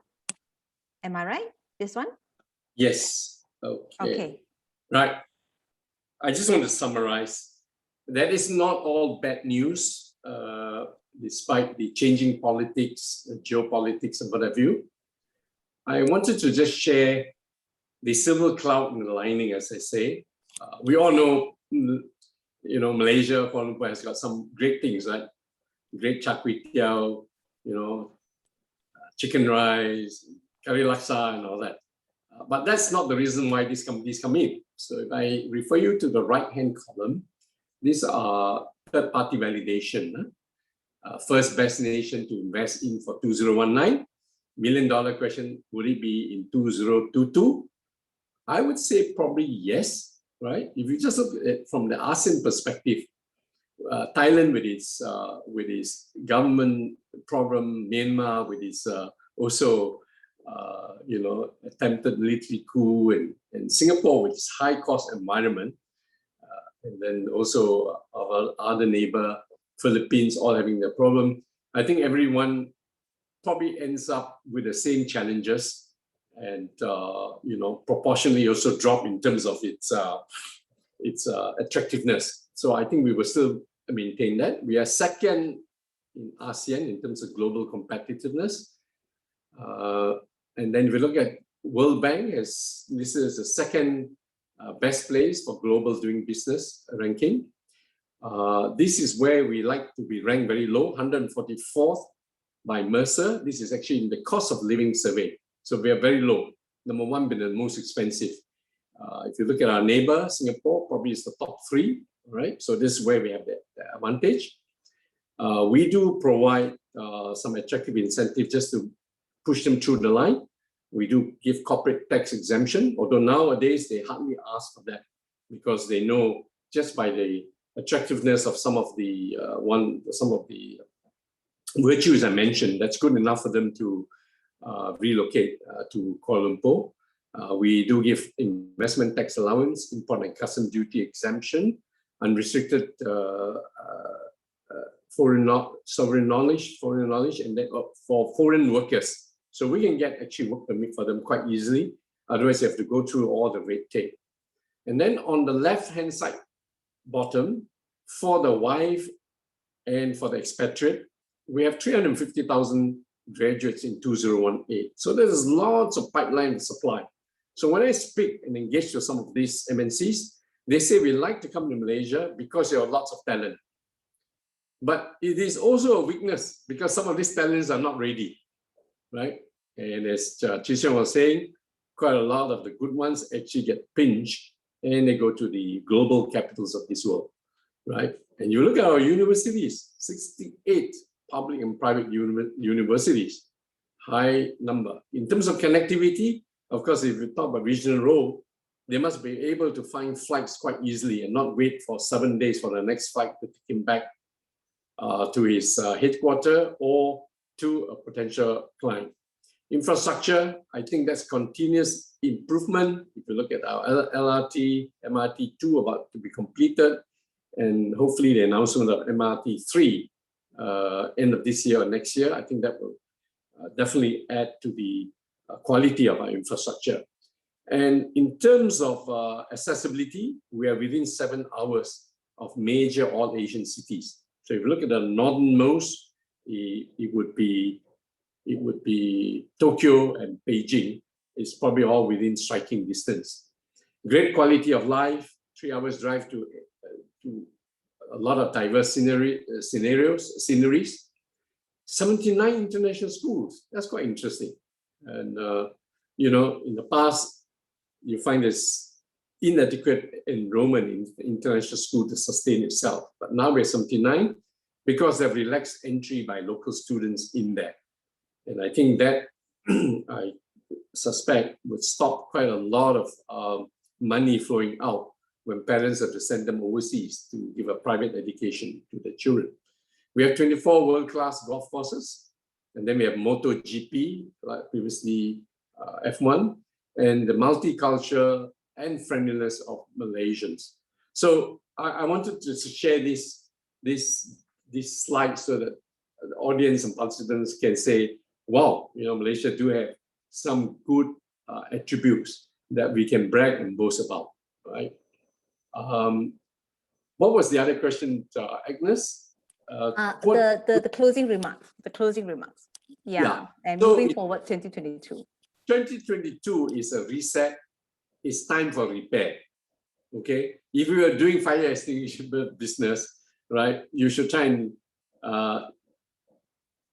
resume that business and do it as good, if not even better, when you're 2019. I think you cannot be afford not to be strong in your core business before you look for something else. All right. So would you start a glove business if you're never in the glove business in 2022? I would ask you to probably seek further advice whether you should. So I think 2022 is a time for repair, time for sustaining yourself, a time for strengthening yourself, and lessons learned to see how perhaps in 2023, 2024, when you're stronger, to look at diversification, strengthening your balance sheet, looking at the options in terms of digitalization to lower your costs and make your business more efficient. And using digitalization, I'm sure, also to sell your product, market your product to a bigger market than that in Malaysia, as Tencent, as in Shopee, as in Alibaba, what they have done to their homegrown industry. Thank you. Thank you. And good luck. Thank you, Dato Sri. Mr. Chin, a closing remarks? Thank you. I think for all of us look at next year is now we realize that economy are start opening now. Though currently we face a lot of infection rate going higher and higher.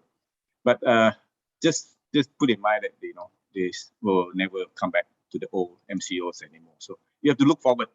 Okay, when you look forward, what you have to look back at your own business. What area that you can expand your business, and which area you can really move up to find sales. If you are doing sales, if you are doing, we are doing businesses. We all want to have a better sales. If you do services, you want to have a bigger base of customer.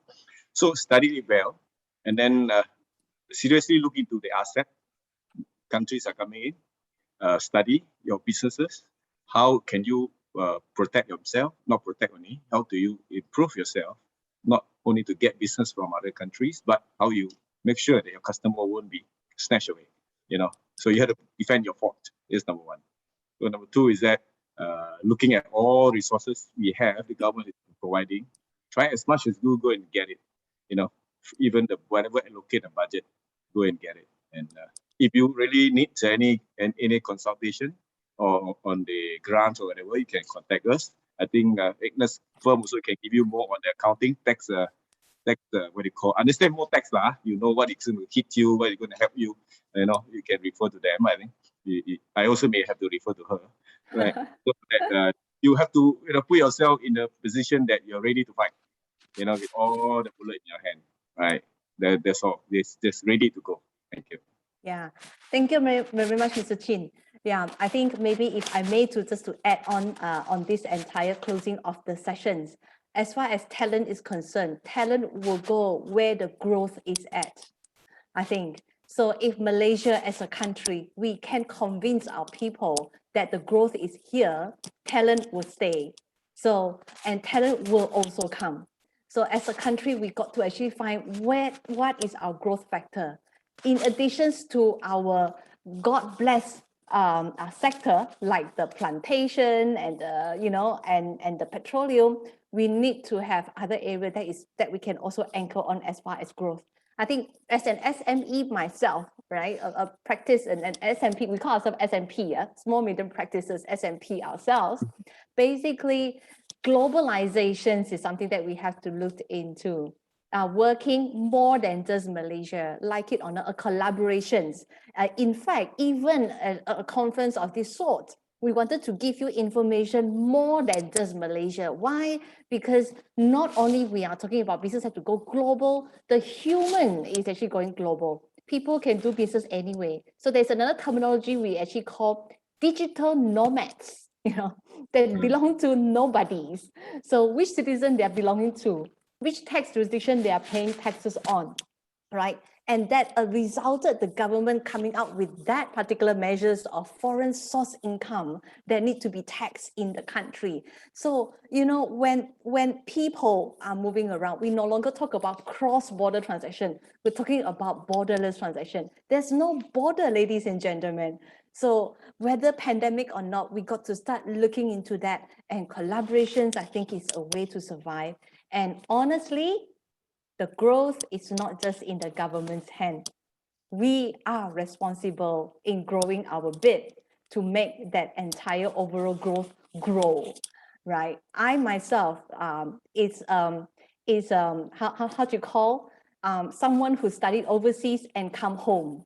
And if I may, I would like to be able to call this my pension place eventually, but of course, I also know that the world also allows me to have a lot of options, right? But however, if we all can look into growing it together, I think Malaysia is more than just a better place, right? Okay, so ladies and gentlemen, I am really thankful for all of you who remain signed in for such a long hour and with such a short break in between. Webinar, it's actually very, very tiring, right? You can't actually walk out for a cup of coffee sometimes, right? So thank you very much for all of this. And to my panelists, your sharing is honestly very, very fruitful today. I have learned a lot myself. To all the panel, to all the participants, for your information in the e-booth, right? You can find InvestKL, you can find SME Association, drop messages to them, right? And they will be picking up all this information from there onwards. There are so many things that we can actually work together hand in hand, like the opening speech that we did. This is a start of a new friendship, right? So we don't actually just call it just a conference that we are actually having. And like during the opening speech that I did, this event was actually molded with a very small thoughts of wanted to use knowledge to actually in exchange for charity. So we have 6 participating charitable organizations that setting up booth with us as well.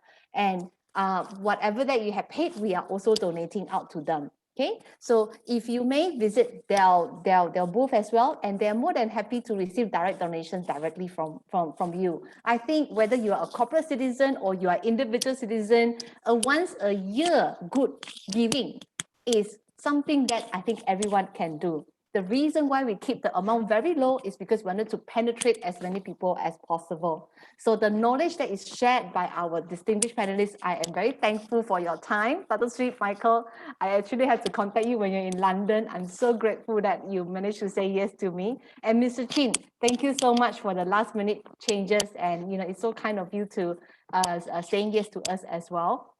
All right, so everyone, there are also public talks, right, which is not within the main hall that we are actually having. You can actually go and listen. There are small little pockets of topics here and there. Please come in and out. This is a webinar. Using the link that you have from Hopin, you can come in anytime to listen to the talk. Now, even for this particular one that we are having it live, right, we will be doing it as a recording and we will be playing it as we'll be doing a replay. Yeah, so you need to actually use your link to come in to listen to the replay if you wish to. So for those other participants, I look forward to having you back for our afternoon sessions, which is actually on property sector. Right? We have 3 very important panelists with us. All right, and we will be sharing about moving into the year 2022 under the property sector, right? So we believe that we will be going to have a very fruitful discussion in the afternoon. It's also going to be 2.5 hours. Invest these 2.5 hours in yourself, okay? And then it's a once a year affair, and we believe you'll be able to pick out good pointers for you to plan the year 2022 ahead. Now, thank you very much to our panelists. And I will say goodbye for the morning sessions. I'll see you back at 2 p.m. And for the time being, please come back in at 1:45 if you can, so that we can welcome you then. All right. Okay. I have received from my team the replay for this particular sessions with Dr. Sri, Michael, as well as Mr. Chin will be at 5:30. Yeah. So it will start at 5:30. You can there will be a link. You'll be seeing boxes. So you try to find your way around Hopin. So it is a virtual expo. So you play around with all the buttons. Okay. If you have no time to listen at 5:30, it's fine. You can listen to it at any time from now until Sunday night. Okay, until Saturday night. Okay, so these 3 days, spend your time with us. Thank you very much. Thank you, Dr. Sri. Thank you, Mr. Chin. Thank you. Thank you. Bye. Bye.